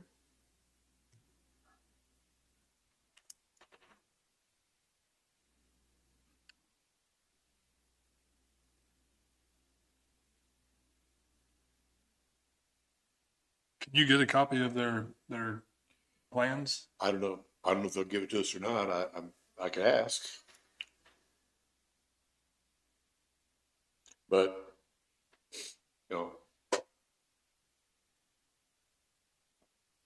I'll see if I can get a copy of it. This is the 6th. We got to get a decision made, before too long. So So we could pass it pending a copy of the, Yeah. submitting the plans? If you did it on a contingent basis like that, I could tell him that you've agreed to do it, but you want to see a copy of the plans. Yeah. Are you okay with that? Yeah, see what he's doing. All right. So I'll make a motion that we go with option one, which is to raise the road, pave the road, less 1,350 feet approximately on the property that we're talking, on the road we're talking about, which is Reagan's. What's that? Getter Farms. Getter Farms Owner. is the owner. The road is Radcliffe Road. Yeah. That's my motion to make that repair due to the river washing out the county road as it is now. A second.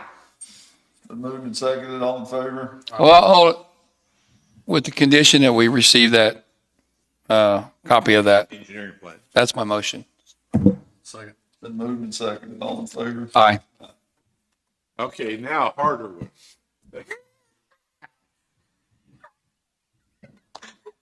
I don't know if it is or not. We've got to make some decision about what we want to do out on the County Line Road, east or west of Blue Mound, where those utility poles are put in on our right of way. Oh, I remember this conversation. I thought we already did that. Well, we made them stop, but are we going to make them relocate what's already there? The problem is not only are the utility poles on our right of way, but this fence is on our right of way. This high dollar pipe fence there. How much of it's on our? Well, Is it all along here? yeah, it's all. Does it go past that driveway too? Jim's seen it. I don't think it goes close. Is it Just just, on each side of the driveway, see, here's the driveway, So- then it goes on past the driveway, yeah, it's on both sides, this would be the south side of the. so is that driveway. like a quarter of a mile it goes or? I don't think it's a quarter, but it's, You know, on the one hand, we have always taken the position that utility poles are not supposed to be on our right of way. Or if they are, they're at the very edge of our right of way. And our right of way is over here somewhere. Okay.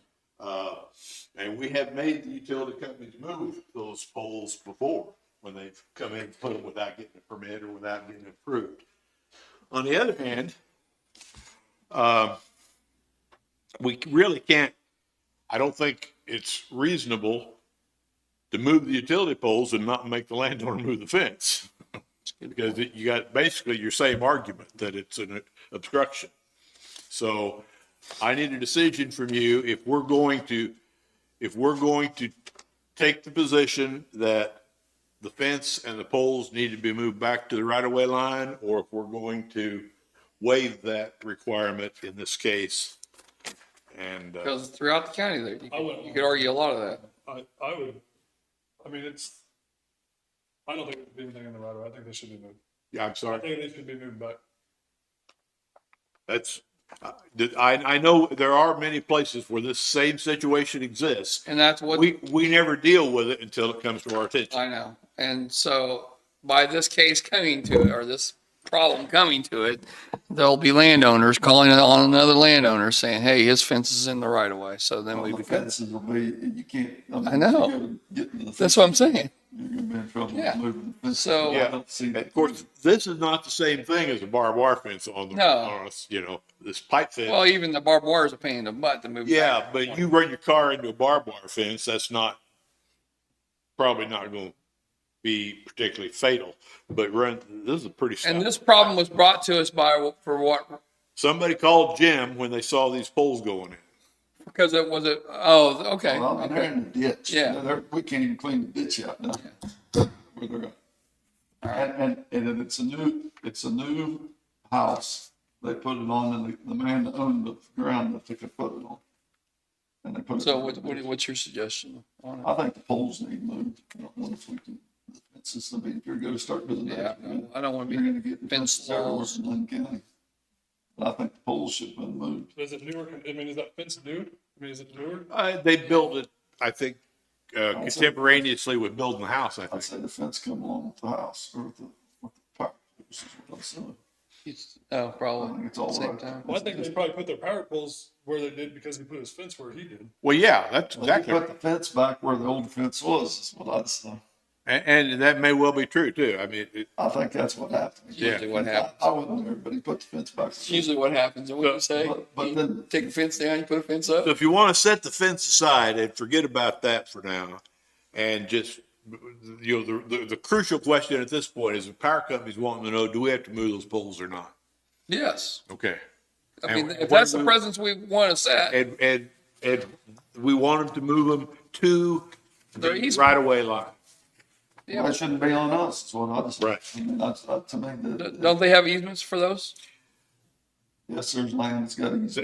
Yeah. If they go across you, and a lot of times they put them in the county right. If we insist that they go off our right of way, then they'll have to work out an easement with this property owner. And that's right next to the, pretty doggone close to the road there. That's I believe, as I recall, that's a 60-foot right of way through there. I think this, Is there a way to prevent that from the future? Can we? well, they're supposed to get a permit. Okay. They're, I mean, if I was KCP or Evergy, I'd be pissed off because you have to get an easement to be on the landowner's land, you said? yeah, If he put the fence in the wrong place, then what, I mean, but I don't think even, one, not the other, though. even if his fence was on the property line, they're still in our right of way. Yeah. That's the thing, you see? I mean, I think that my personal opinion is, I mean, can't do nothing what they did back in your guys' young age and whatever. Right? That was a shot. I think they should both be moved. Well, our position is that any construction in our right of way has to be permitted. You know, and their construction guy said, gosh, I didn't know that. Well, you know, maybe he did, you know, he may well not have, but. You go to getting in our right of way, wherever you go in Linn County, you're gonna find things in. Or any other county, or almost any other Right. county. If you're gonna do something in the right of way, you gotta get a permit. But what I'm saying is if we start moving fences, there's gonna be so many fences you have to move. I got you. But, it's, We're in agreement that the poles gotta go. Yeah. You guys can think about the fence situation, and So you need anything on that? I just need, what could we do as far as new construction and on fence? I mean, what kind of, could we start with something moving forward as far as any new constructions? well, if anybody is gonna build a fence in our right of way, they have to get a permit. And we basically won't allow it. Well, it's, yeah, I mean, the burden's on the landowner to know where the right of way is. It really is. I mean, if we don't, I believe we don't stop it now and keep allowing it to happen, it's just gonna continue to keep happening. Then, okay, what happens then with not knowing where the center line is of the road? Well, what we do is just visually locate the center and measure. And that's what we're just doing. That's what we do. We don't go out and do a survey. it's not inches. Yeah, in a couple cases in the past, we have done a survey, but typically what we do is just visually locate the center of the actual road, the pavement. And if it's a 60-foot right of way, we measure over 30 feet. And if it's a 70-foot right of way, we measure over 35 feet. And for most people, that is a satisfactory way of determining where the right of way is. Sure. Because even if let's say you've got your right of way here and your road is moved one way or another, if it's been there for years and years, that's where the road is. I I mean, understand. so, But what I was just asking, as far as anybody knowing exactly where it was, just gotta go off the center line of the road. yeah, that's what we do. We just visually locate the center line and measure half the distance of the right of way. That's what I've done. I've asked Terry or whoever what the right of way was when we put new fence back and done it, but it's. I mean, if we start doing ditches and, I mean, if we went and did a ditch right there where them poles are and that starts running, or maybe. Well, you can't do a ditch out there because I went over, that's what the guy called me about. You can't clean the ditch out for those pools. And it's new construction to the guy's house that, So is there some kind of form or something that we should send Evergy and Heartland and all those? I'll send them a copy of our regulations about permits for construction in the right of way once we get this sorted out. And just for our residents too, I mean, you're applying for, just because you own the property, that you have the right to do a lot more than a lot of counties do. But you still should, if you're going to build an ag building, you want to get a permit for it. If you're going to build a fence, you should get, Well, you know. the only time we need a permit for a fence It's is by if it's road. on us. Yeah, Yeah. that's what I'm saying. Because any construction in our right of way must be permitted. Right. And if it's a fence, we're probably not going to allow it. Right.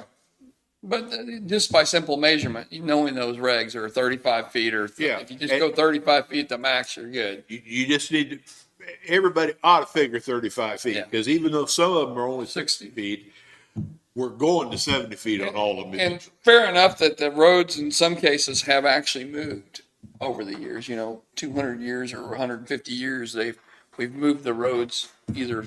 They wander. Yeah. So. All right, so the way I understand your position, I need to enforce the regulation, just call the utility company and tell them, yes, we want you to move the pole to a point beyond our right of way. Yeah. Okay. What about the fence?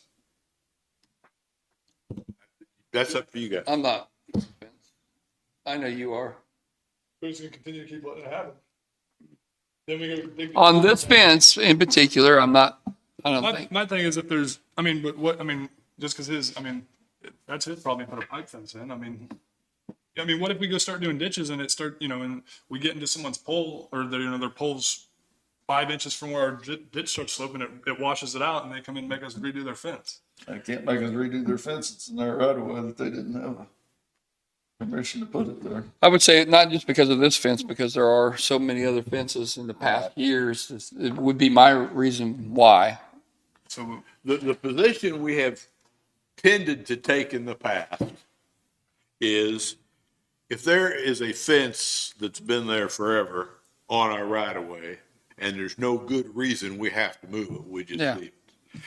But if they tear that down and going to build a new fence. And we've done that. And we've done that. We did it right out here. Yeah, we absolutely. Tear that down and go build a new fence, we want them to put. If they would have just tore part of that fence down and rebuilt it, we'd been all right with it which is the probably. case in this incident, right? Well, No. I'm saying his justification would be that's where the old fence was. Our position would be, well, yes, but you replaced it with a new fence. But, this guy out here that we were able to say no to asked us, can I put it back there? This fella didn't. So I don't know. You guys got to make that decision about, that's more of a policy thing than I think it should be moved.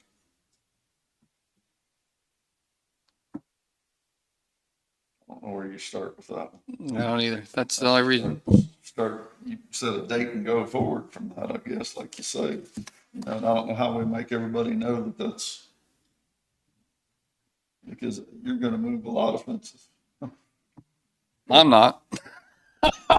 Guarantee you that. I think it's a bad idea. Yeah. I do too. We've always taken the position that if there's a fence there, it's been there a long time, it's not a problem for Right. any other reason, we haven't messed with it. Yeah. Because it opens such a can of worms going to, you have to go out to every farm in the county and check every fence. Right. And that's just not what county government Should be doing. is about. Yeah. So then that raises the question, okay, if they tear down a fence and come back with one. Well, I've noticed since this happened, just started looking around, and there's most places, if it gets on the state right away, it's on the landowner. They put the power poles on the landowner's side. There's some in the state right of ways, but most of the time it's on the landowner's side. So you don't think that Evergy's going to come back to us and say, well, we put them there because that damn fence was. No, they've already said that, but they know they're going to, if we say move them, they're going to move them. They're going to have to redesign it, the line. And most of the times, even in the county, it'll be right at the fence line. The post is on the inside, Right. on the landowner's side of the fence. So there's an easement. If you go back to the deed, there'll be an easement from Heartland or whoever it is on the landowner, if it's on the landowner's side of the property. Right. And if this was just on the other side of the road, it wouldn't be our headache Right. because it's county line road. Well, on this deal, they went out into the pasture and put the water line up there quite a ways. Right, because the water districts know they got to stay off our right of way. Cause they don't want their lines torn. Right. Well, think about the fence issue. I mean, but, you know, I'm not advocating one way or another. I think you'd open Well, if you move that one there the same day, if somebody built a fence somewhere else, what are we gonna do? Well, then whenever if I stay here as long as Gary has, then I'll be dealing with this when I'm his age. I think you got to, Put your whoa, wisdom. We'll be like, if you ever get that. Back in 19, or that beard will be down here. I told them bastards. Well, I think you got to make it clear to the public as often as you can that if you build a fence, folks, you got to make sure you're not building it on the county right away. Yeah. But if they do, we're like, well, you let the new fence out there go, so you're gonna let us go. And you may decide from this day forward, at some point, any new fence that's built on the county right away, we're going to insist be taken out Start policing if it that. comes to our attention. Well, Code's the guy, does. Yeah. we typically never deal with anything unless it's brought to our attention. I know. I mean, you I can't. didn't know it till it was brought to my attention on these power poles, and it was, but you can't even clean the ditch out. We cannot have a ditch because of this. Right. Well, I'll get the power poles moved and All right. you guys figure out. I told you that was just as hard. That was as easy. Well, I just wanted to let you know that we've had temporary offices around with different folks. You know, it looks like we're going to be able maybe to get in here by the end of June. In my wisdom, when I did those contracts, I did them till July 1st. And so I will be giving notice that to the landlords on those 3 sites that will be vacating during June. If for any reason any one of them can't get moved, they've agreed to extend us 1 more month. But I just want to let you know that was in the office. It looks like we'll be moved by. What's without any too many more change orders, hopefully, what's our balance? What's left? Well, 92? that's just contingency. Contingency, after last month's payment, I believe we still had about 1.4 million. 1.4, of which about 900,000 was Yeah, retained. close to $1 million of that's retainage, and I hadn't seen what the date is on the retainage yet. I'll actually It's a talk year, about I that think. a little bit on our budget proposals I've got for you. I think the retainage is a year from acceptance. Are we still waiting on that last payment on the electrical? Yeah, I think we're still missing one There'll payment be back. one more payment on that coming in. I mentioned that because we're done with this almost, and we have the district court building.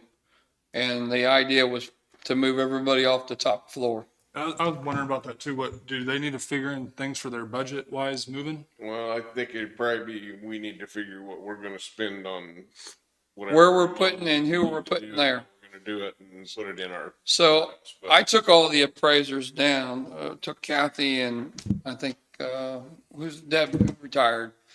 And I think somebody else went with us and we went through all as you know, it's kind of a horseshoe of offices. They wanted the whole building and they wanted the courtroom divided into made storage.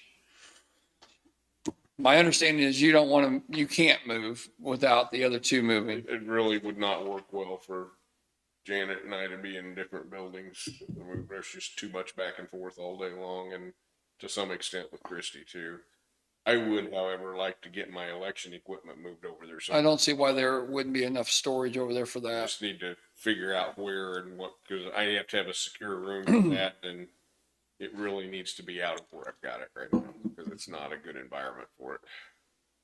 So I think we need to start opening up talks about getting that thing done so we can actually move them in and get them off the top floor so the public will have better access to them.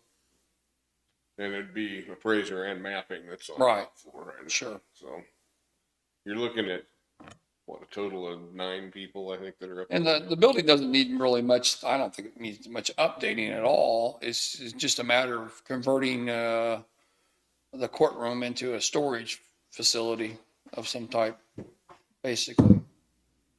If that's the case, if you're not gonna move because of the other three can't move them all over there together. Yeah, I mean, not all of us would fit in. Right. So that would be my idea is let's get that started so we can get the appraisers and the mapping down and moved in. So not moving around in the offices in the court or around Right, the right. issue. Yeah. So I don't know if we need an engineer or just somebody or an architect, or we can just get it designed and hire maybe a local company to come in and do that. I think you could find somebody who's got the skills to just sketch something out that's usable without going to Yeah. an engineer. I know Prairie used to have an older guy that used to do their plans for him. I don't know if he still does them or not. You know, As soon as they move out, we can go in there and take a look at it and then get a plan. you don't even have to, you can go look at it right now, but I know. yeah. But just getting that, I think the main area in there, I mean, there's got to be a little bit of design change, I'm sure, for the way it's set up now, but Probably need some remodeling anyway. some. But for the most part, the offices and everything are in good shape. So that leaves that, if we occupy that building, that leaves you 2 buildings left. The jail's gonna be torn down. So we need to talk about, demolition of that. And the cost of it, the demolition of that. And that was the whole purpose of building a new jail, so I don't hope nobody's thinking about keeping a jail I wonder, full of mold and everything else. with like the rafters and all the metal and the joists and stuff like that, those, I bet you we could probably get a pretty good, a trade out kind of almost to tear that down. I think if you're thinking in terms of salvage, then I think you probably want to bid it out that way, that you're offering I mean, it. I think we should try definitely. I mean, cause those, Kevin and I were talking about that, those rafters in that roof, they're I can't remember what they're called, I'm talking out of. All steel. Yeah, it's all steel, and then, I mean, there's a lot of salvageable metal and stuff in there that, isn't that how we did the building? Or I guess that was a storage The unit. storage building,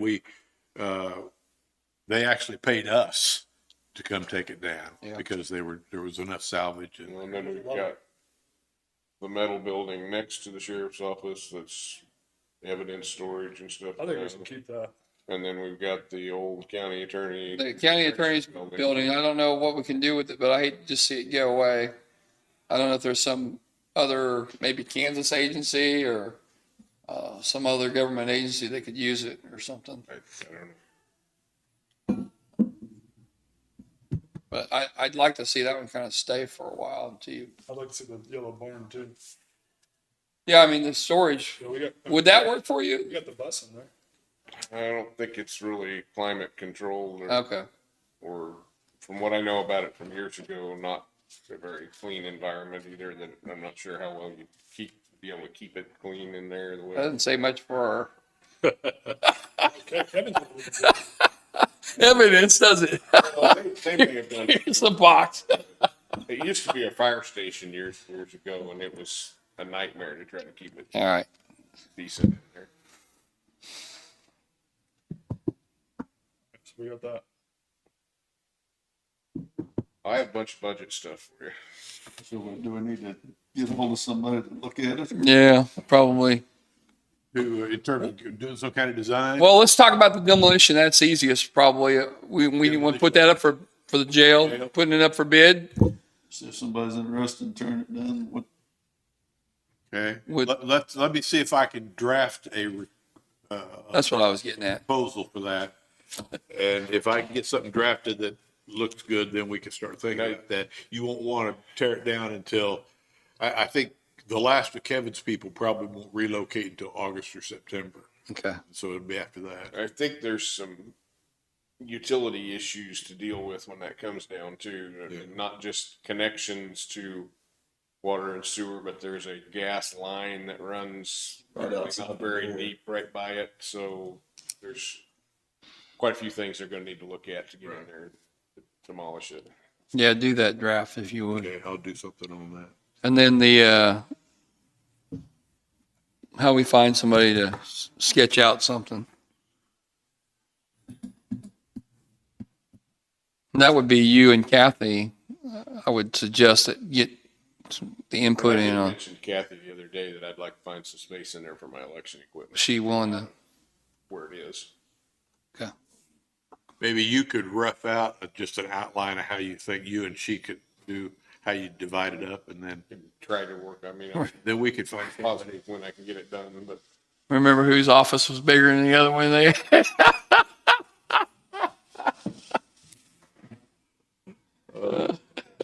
all right.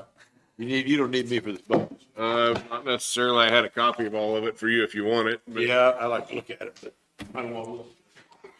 I want to talk about the ditches real quick before we start in on that. We talked a few times about, or I mentioned a few times about trying to get a crew together to do nothing but ditches. What do you guys think of that? I'll tell you, these are what my roads look like. I know it's rained a lot. This is a road. This is within a quarter of a mile. I mean, it's beyond horrible. And I talked to each of the residents on this road and apologized to them because it was so bad. And I mean, that's only one road that I went to. And I talked to Sean, this is going up to my house and it rumbled my truck to death. And it's been like that for months. And Brandon said something to me, but I've never really said nothing, but something's gotta be done. I mean, I know it's been really wet and, they actually got out there and they fixed it or working on it. But how do you guys feel? what are you suggesting though? Maybe a 3-man crew on doing ditches. From not hiring anybody else, but just Just have part-time or anything, just taking our crews?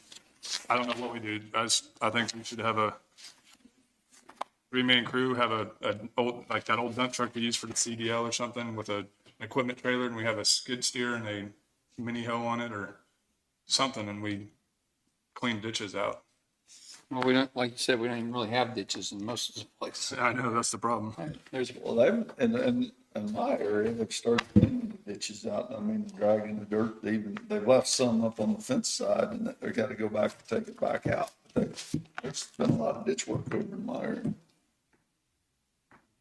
The maintainers. I haven't talked to Mike much. There hasn't been one in my area for a while. I know that we had a newer guy and then we had the engine go down, so I've been getting beat up pretty bad about it. I actually got beat up this morning. So have you talked to Mike about your side and Harry about your side? I've talked to Sean, and Sean had talked to him, I guess. So they did come out 1 or 2 days last week, whenever it was. I mean, it's been bad the last 2 weeks, obviously. But I think it's just, I got one too. I mean, I think we're wasting money. the road goes, his road out of Taylor on the north side, all the water runs down his driveway. There's no ditches. It comes across the road, down his driveway and into his yard. So they can't work on it right now. He understands that, but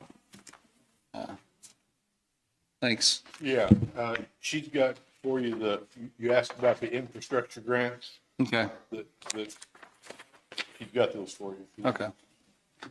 So, I mean, at first, have you talked to Harry and Mike as far as what you want to do and what they thought of it? I mean, that would be, I've kind of mentioned it to Harry. Harry and I talked a little bit about it.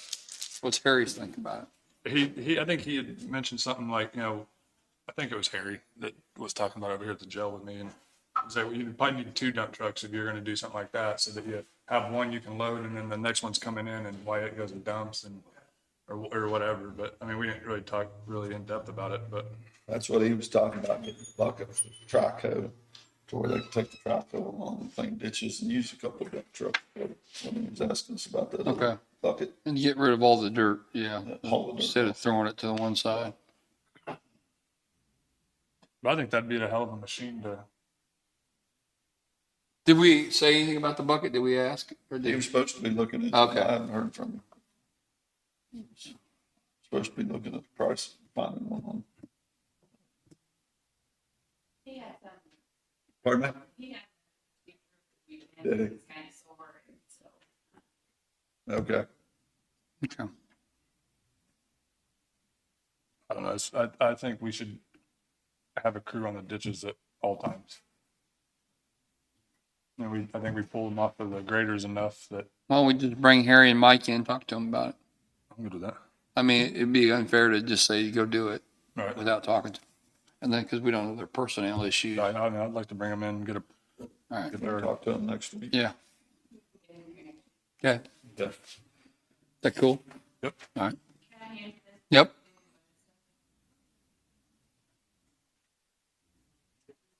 Infrastructure money. Who got how much and before. This is for the last 4 years since I started. No,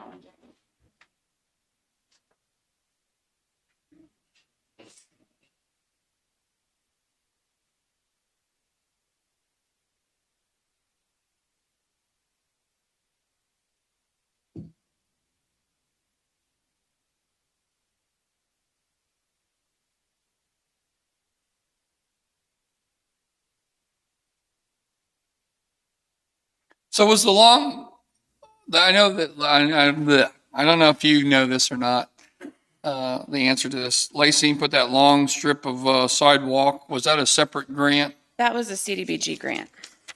through us? No. Did they apply for that themselves and get it? Yes, they did. They did I that. didn't see that on there, and I just didn't know if we had anything to do with that or not. No, that was the community development block grant that the state And administered. how many people receive types of grants like that every year?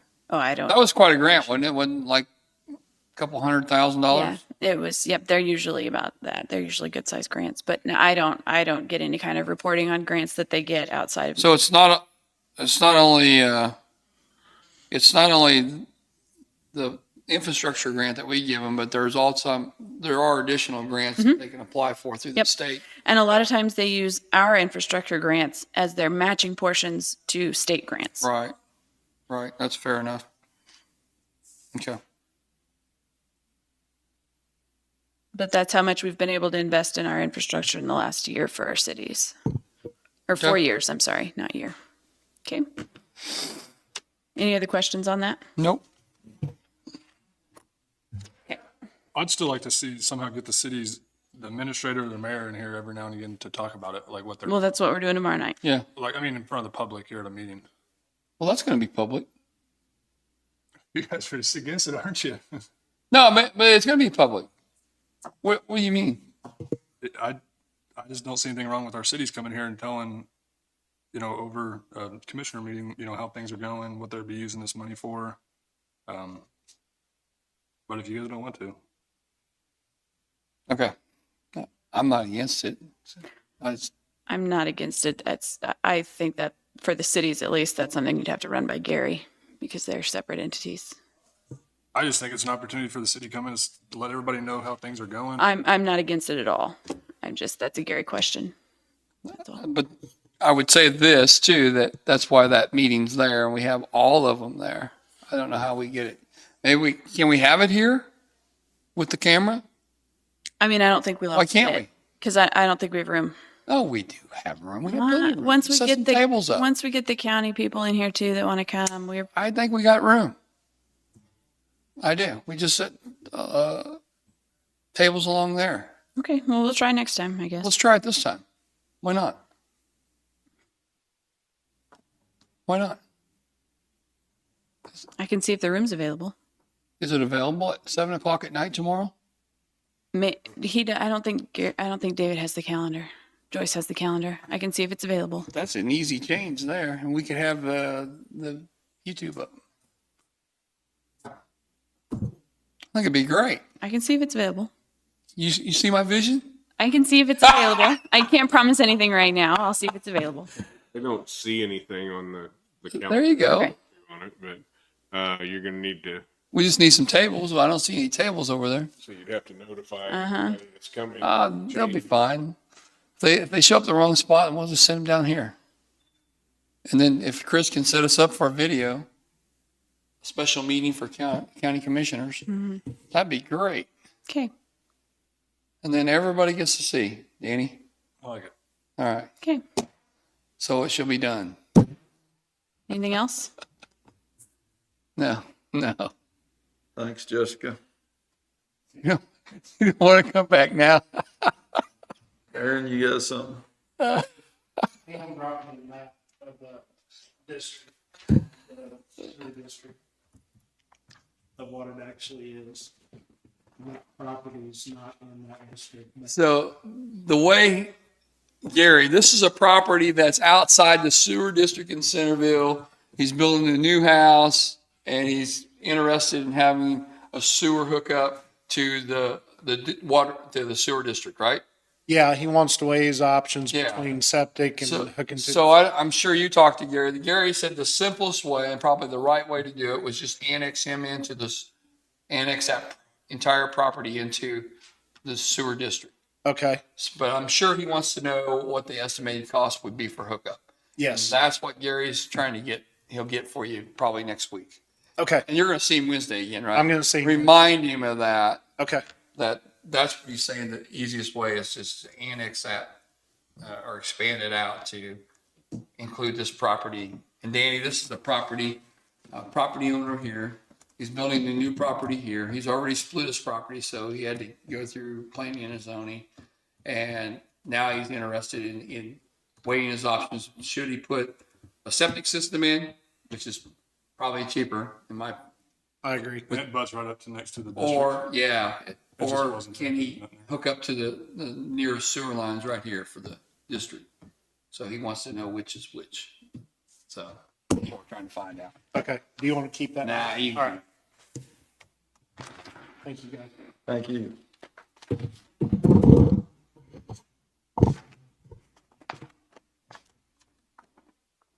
All right, you ready for budgets? Yeah. So I've got a whole packet of budgets for each of you. I just sent the cover sheets in that email this weekend, so you get an idea of what I was bringing in, but there's a little more information with them. What was that email you sent? It had like 1995 and stuff. What was that? Were you comparing that to what? Like Oh, is that what this. that was? Yeah. I just didn't see the rest of it then.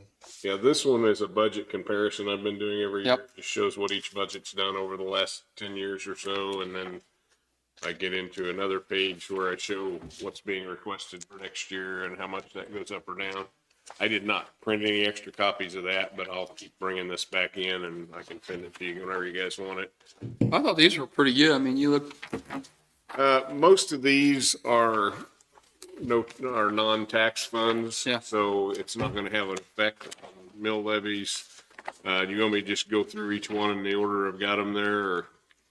That's fine. yeah. So the EMS budget is the first one I have. This is what we've used for training, or if someone wants to get their EMT, or I guess it could be paramedic too, if we want to help on some of that training. Typically, if we do this, we have the person sign an agreement that they will stay with the county for X number of months, depending on how much we spend on them. And that's the way they pay us back, is by agreeing to work for us that long or for AMR in the county. And if they leave before that, then they still owe us some money. But we've been budgeting this amount for years and rarely use all of it, but sometimes we'll have 2 or 3 people that want to take some classes and can use a big portion of it. So I didn't change anything in that budget. So far this year, we had not spent anything out of this. I put in a couple of thousand in case somebody wants to come in the last half of the year and take a class, so we could still show that we were going to use some of it. So no change in the budget request. The next one you've got in line there is the juvenile intake budget. That one I did show an increase of $500 from this year's budget. That is based on the letter we got from the Southeast Kansas Regional Juvenile Detention Center. They have the formula they use is based on the average usage by each county and then on the assessed valuation of each county, 50% to each one of those. So this isn't I thought that was a set price no matter what each year, like you're under contract, even if you use the beds or not. It's a new amount each year. Oh, gotcha. And according to what they sent us this year, Linn County's cost for next year would be $58,409. I just rounded it up to $58,500 for budget purposes. There are occasionally some reductions we get off that throughout the year. This year, I'm showing that we're actually going to come in under budget on that one by about $1,300. So it'll save us a little out of this year's funds, and then I've added 500 to next year to cover the amount requested in their formula. The next one you have in line is the ambulance fund. Overall, there's no change in that. We still have the same contract with AMR in effect, so there's no change in their subsidy. The other line items in that, I did rearrange the amounts on some of them, just based on looking at what we've done this year, and I think I included a copy of a general ledger with that. Utilities our utilities and pest control are in one of the line items there. Repairs, we've got split out into a separate line item, and then insurance.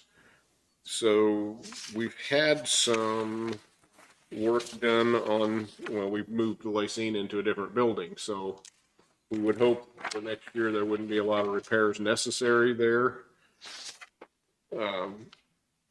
I went ahead and budgeted 5,000 on the repair line in case something comes up, but I'd be surprised if we'd need that. I knocked the utilities and pest control line to about down to 5,300. Left 2,500 in the insurance line. Our insurance cost this year was 2323. Didn't really change the amount requested on commodities or capital outlay. Overall, no change. So same budget there. After that, I have the 4-H building budget. That one I also left the same for next year at 29,000. Again, on this one, I rearranged some of the line items a little bit on what we're spending. The contractual line, to me, looks like we should come in well under the 16,000 that was budgeted this year. I knocked that down to 12 for next year, but we are going over in commodities this year. Some of that, or the biggest part of that, is because we spent quite a bit of money on new ceiling fans and upgrading to LED lighting in that building. So that's an expense that shouldn't come back. However, our propane cost is still pretty high on that, so I bumped that one up to 12,000 from 8, and then I left 5,000 in capital outlay just for any projects that might come up. If we have a heater or air conditioner go out or something of that type, we'd have some money available there for fixing it. So no change in the overall budget. The next two go together, the fair building and fair premium. These are statutory things that we pay some of this for the fair. The fair building has been set at $3,000 as long as I can remember, as long as I've worked here. And we pay that every year to help with their building costs for the actual fair time. The fair premium, we used to budget less than this, and I know we discussed this along with Gary a few years ago, that really the way that statute reads is we will provide the premium amounts for the fair. And for a lot of years, we were providing less than what they were actually spending on it. So we bumped that up. And what we've done the last few years is usually send them the 15,000, which pretty well covers the premium unless they've got more things that come up. But we've been budgeting 20. And that way, when they get done with the fair, they can give us an accounting of what they actually spent. And if it went over, we've got some more there available to pay them. So I left both of those at their same budget amounts of 3,000 and then 20,000 on the premiums. Historical Society, I did not change anything, left it at 40,000. No, unless you guys had some ideas on doing something different there. We did get the first half payment sent out just recently to all of the different entities. And so we still owe them another half of that, which we'll get in another couple of months probably. Have you set a date for those? Like, now that you're sending them to each individual? We really haven't. I started getting some calls recently. It's like, hey, we don't have any money yet. It's like, yeah, we'll It's get usually because they can't pay their bill. Yeah. We can try to get that up. I mean, really, once we do our first distribution early in the year, we'd have money available for it. And then after the second I distribution. just think it maybe saves some phone calls. yeah, it's just not one of those things that usually hits the top of my list Yeah, I with know. everything else going on. So no change on that one. Special building, again, left the total amount the same. This one's kind of our own little insurance account for things we need to do on our buildings. Yeah. It's there in case we need to do some work on a building that we really didn't have planned out of a particular budget. I went ahead and showed that we might spend 70,000 in that one this year. And part of my thought was that is maybe if we need to do some remodeling and a few things over there, we could take some of that out of these funds and not get into individual budgets. And I didn't know how much we'd get done this year, what we'd be looking for coming up, but I went ahead and just left the budget at 155 for next year. That one is part of the general fund, so it does have an effect on taxes if it. So, and that would be for like if we wanted to improve the courthouse and. Yeah, I mean, that's there for whatever you guys need to spend on buildings is what it amounts to. Dan, is it your understanding, because you dealt with this, if we wanted to redo those offices as far as paint, general stuff, do we have to still get permission to do that? No. It's just if you're gonna make a change, right? Like the actual appearance, there's a little bit of regulation on it, but no, you don't, not on the inside. So do we have LED lighting in there now?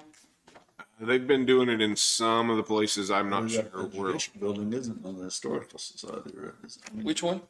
You're talking the judicial building? No, the old courthouse. Or actual Oh, courthouse. okay. Because, yeah, not the courtroom, Oh, but the courthouse. like where Yeah, David's I don't office think- is and register deeds. I'm not sure what all Rick's done on LED. I know he's trying to slowly work through all the buildings and get them all converted. And I really don't know where he's at on that building. I think, I mean, really, we can, I know it's on the National Registry, but I think we could, because we don't receive tax credits or anything for that courthouse, do we? Like in reimbursement and tax credits, so you can really kind of do whatever you want. I mean, except for on like the outside of it and changing the appearance of it. So like any. Is that slate on top of the roof there? The slate shingles, yeah. Uh-huh. Yeah. So if you wanted to replace them or find some way to beautify those or whatever. You'd have to submit something to the the National Historic Society and all that. But there's probably regulations on what year it went in and stuff like that. So it's kind of. I guess my point is, so 155,000 is we probably should get some ideas before we finalize the budget to see what possibilities of improving your offices are down there if you're all going to stay there. Yeah. Which you are. What needs to be done?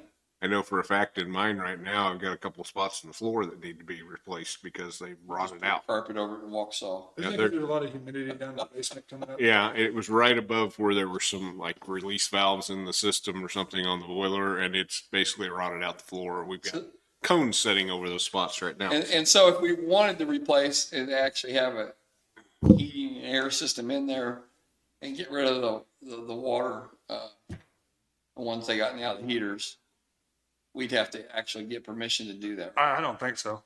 I don't think so. You'd have to look and see what year it was registered and all that. And I think it was in the early 70s when it went on the registry, if I Like remember right, 73 or 73 or 4. so, I mean, they have regulations. I don't know all of them, but I don't think, as long as you're not changing the actual appearance on it. But we would if we took those out. I guess if we could leave them there, the actual heaters, and just put HVAC in there, if we just chose to do that. Because now it's either you freeze to death or you sweat to death in those things. I mean, that's. Yeah, there's not much in between in Yeah. there. And it's so much different in one floor to another. I mean, in the wintertime, we'll have the registers turned off in our office and windows cracked open a little I know, ways. I seen that. And just trying to cool it down in there, and the people upstairs are freezing to death. Janet has a dehumidifier in her office. Oh, we have several of them running in there. Yeah, Yeah. So, Two of them, one in my office, one in the room next to me, and another one down in the basement where my election equipment is. So, yeah, there's So a lot of things that could. there would be a need for that, right? Oh, yeah. Yeah, there's definitely some stuff we could do on that. Now, whether this is enough money to touch a project like that, No, it I probably don't won't. think so, but That's why I'm saying it would be a start. Okay. The So, last time it was remodeled was probably, and there's a little bit of brickwork on like the back where the brick's pulling away from the Yeah. building. I know that, 2011 or 12 was probably the last time it was kind of really much? It's been a while since there's been much of anything done. All right, But- so maybe we'll have to go back to that one and look. Yeah. Okay. The one you got after that's 911 telephone tax. I went through, this is a non-property tax fund. This is money we get in that's paid by telephone companies in the county. So it is, well, it's paid by the people who have service with those telephone companies. It's part of your telephone or cable or internet bill you get. I looked, unless there's a project coming in that I don't know about yet, we shouldn't need to spend anywhere close to what's in there this year. We also, with the rate that it's coming in, should have enough to budget the same amount for next year. So this could be used, I mean, if some of it's used for monthly bills on our 911 circuit and upkeep on the programs and things on that. But also if we get to a point where we need to upgrade to a different service or replace things, it can be taken out of here. So Is that where did we use these funds for that one system we switched over to here recently? I'm not sure what we've done in there without going back and looking through everything, but it's going to continue to build up if we don't use it. So it's, like I say, it's not anything we're putting on people's property taxes. It's just kind of a cash balance fund.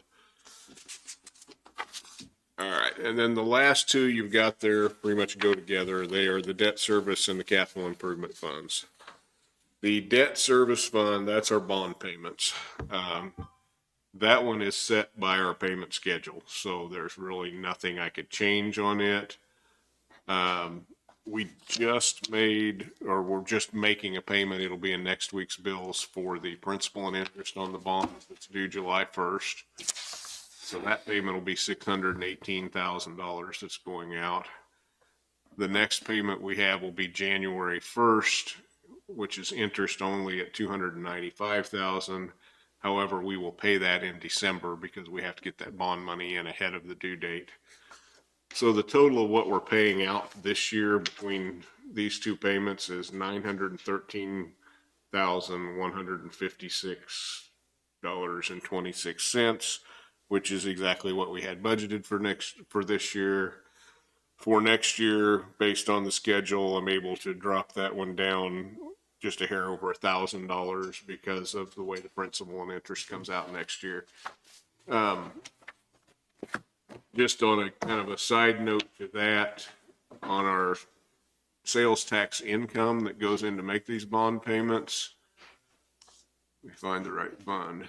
We currently have $1,451,000 in the bank from sales tax. And what we're paying out all of this year is that 913 I just mentioned.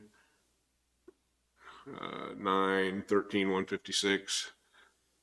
We're also getting more money in every month from sales tax that's collected. We are well ahead of what we need to pay our bond with the money that's coming in on it. Inflation's working well with our sales. Well, it's,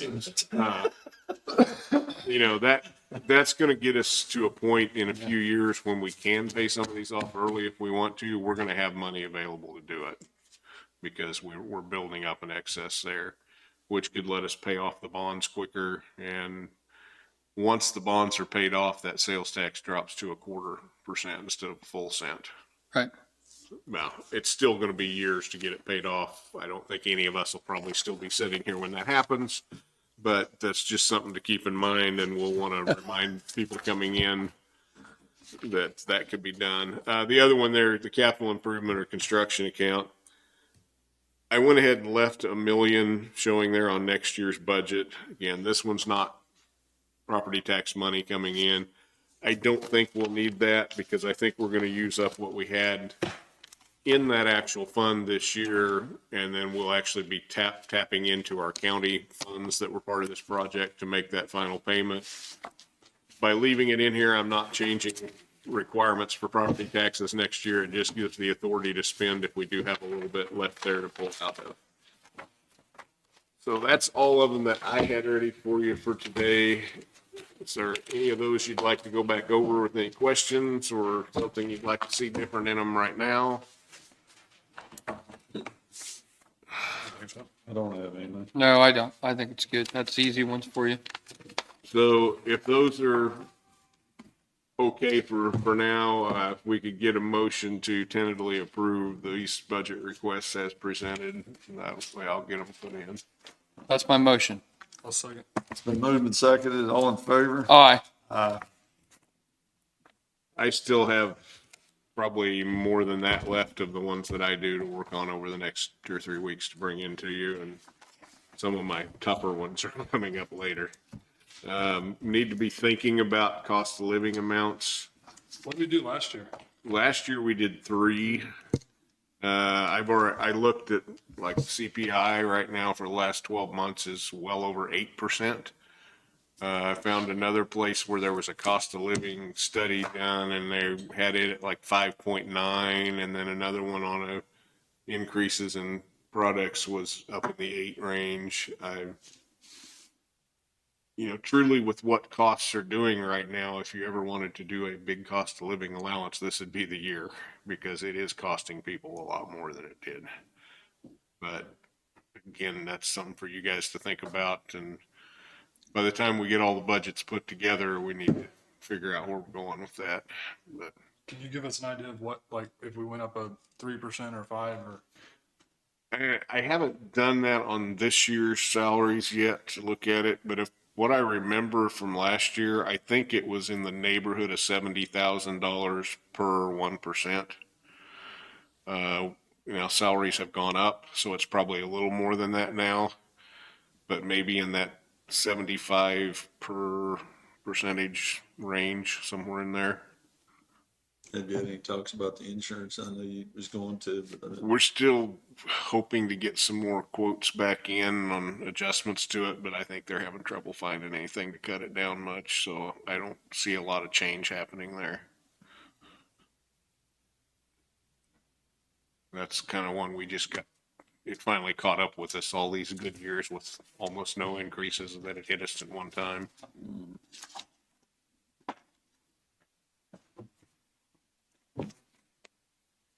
So I will update that spreadsheet that shows the budget comparisons. I put a couple of them in today. I've got Christie's in there, and I put the numbers Kevin had in his, even though he hasn't presented it yet. I have not done the commission or clerk budgets yet, or the courthouse contingency, windfall. What else do I have on there?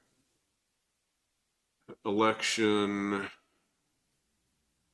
There's still some outside agencies to come in, like the mental health budget and the TRICO budget, and let's see, extension district is, or not extent, conservation district's coming in. I believe it's next week with theirs. And employee benefit, which would be a big one. Fair Association, I have not talked to them yet. I need to see where they're at, and they were able to decrease theirs quite a bit last year, so I'm hoping we can keep it around that range, and or even take it down a little more if they can do that. I do know that our revenue neutral rate for county funds would be 42.581. which is down from last levy of 47,848. And then for rural fire, their levy for last year was 2.15, and to stay revenue neutral on that one, it's going to have to come down to 1.921. But that's due to our increased valuation on everything. It's to bring in the same tax dollars, the rates would have to go down. Early on, I was thinking revenue neutral wouldn't be a problem with some of what we're seeing with the health insurance and everything else. It's going to be tough. Okay. We're going to do it though. We're going to cut on some of it to make it. I'm very confident that we can cut the levy several mils. Yeah. Whether we can get clear down to revenue neutral or not, We're going to. it's going to be tough. Somebody's going to be crying, but we're going to do it. We'll just not pay commissioners anymore. That's fine. Rick votes Get what that you one pay since he's for. leaving.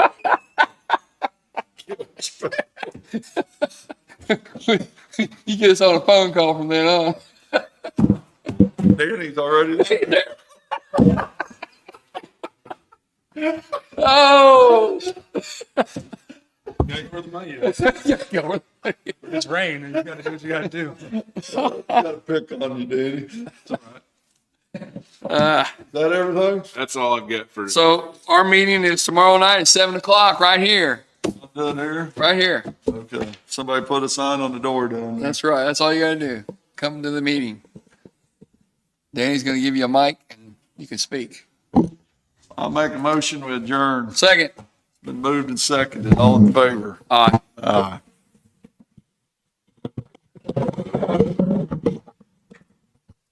Jackie, do you need any official business on tomorrow night? No. I do need some numbers here. No, let me-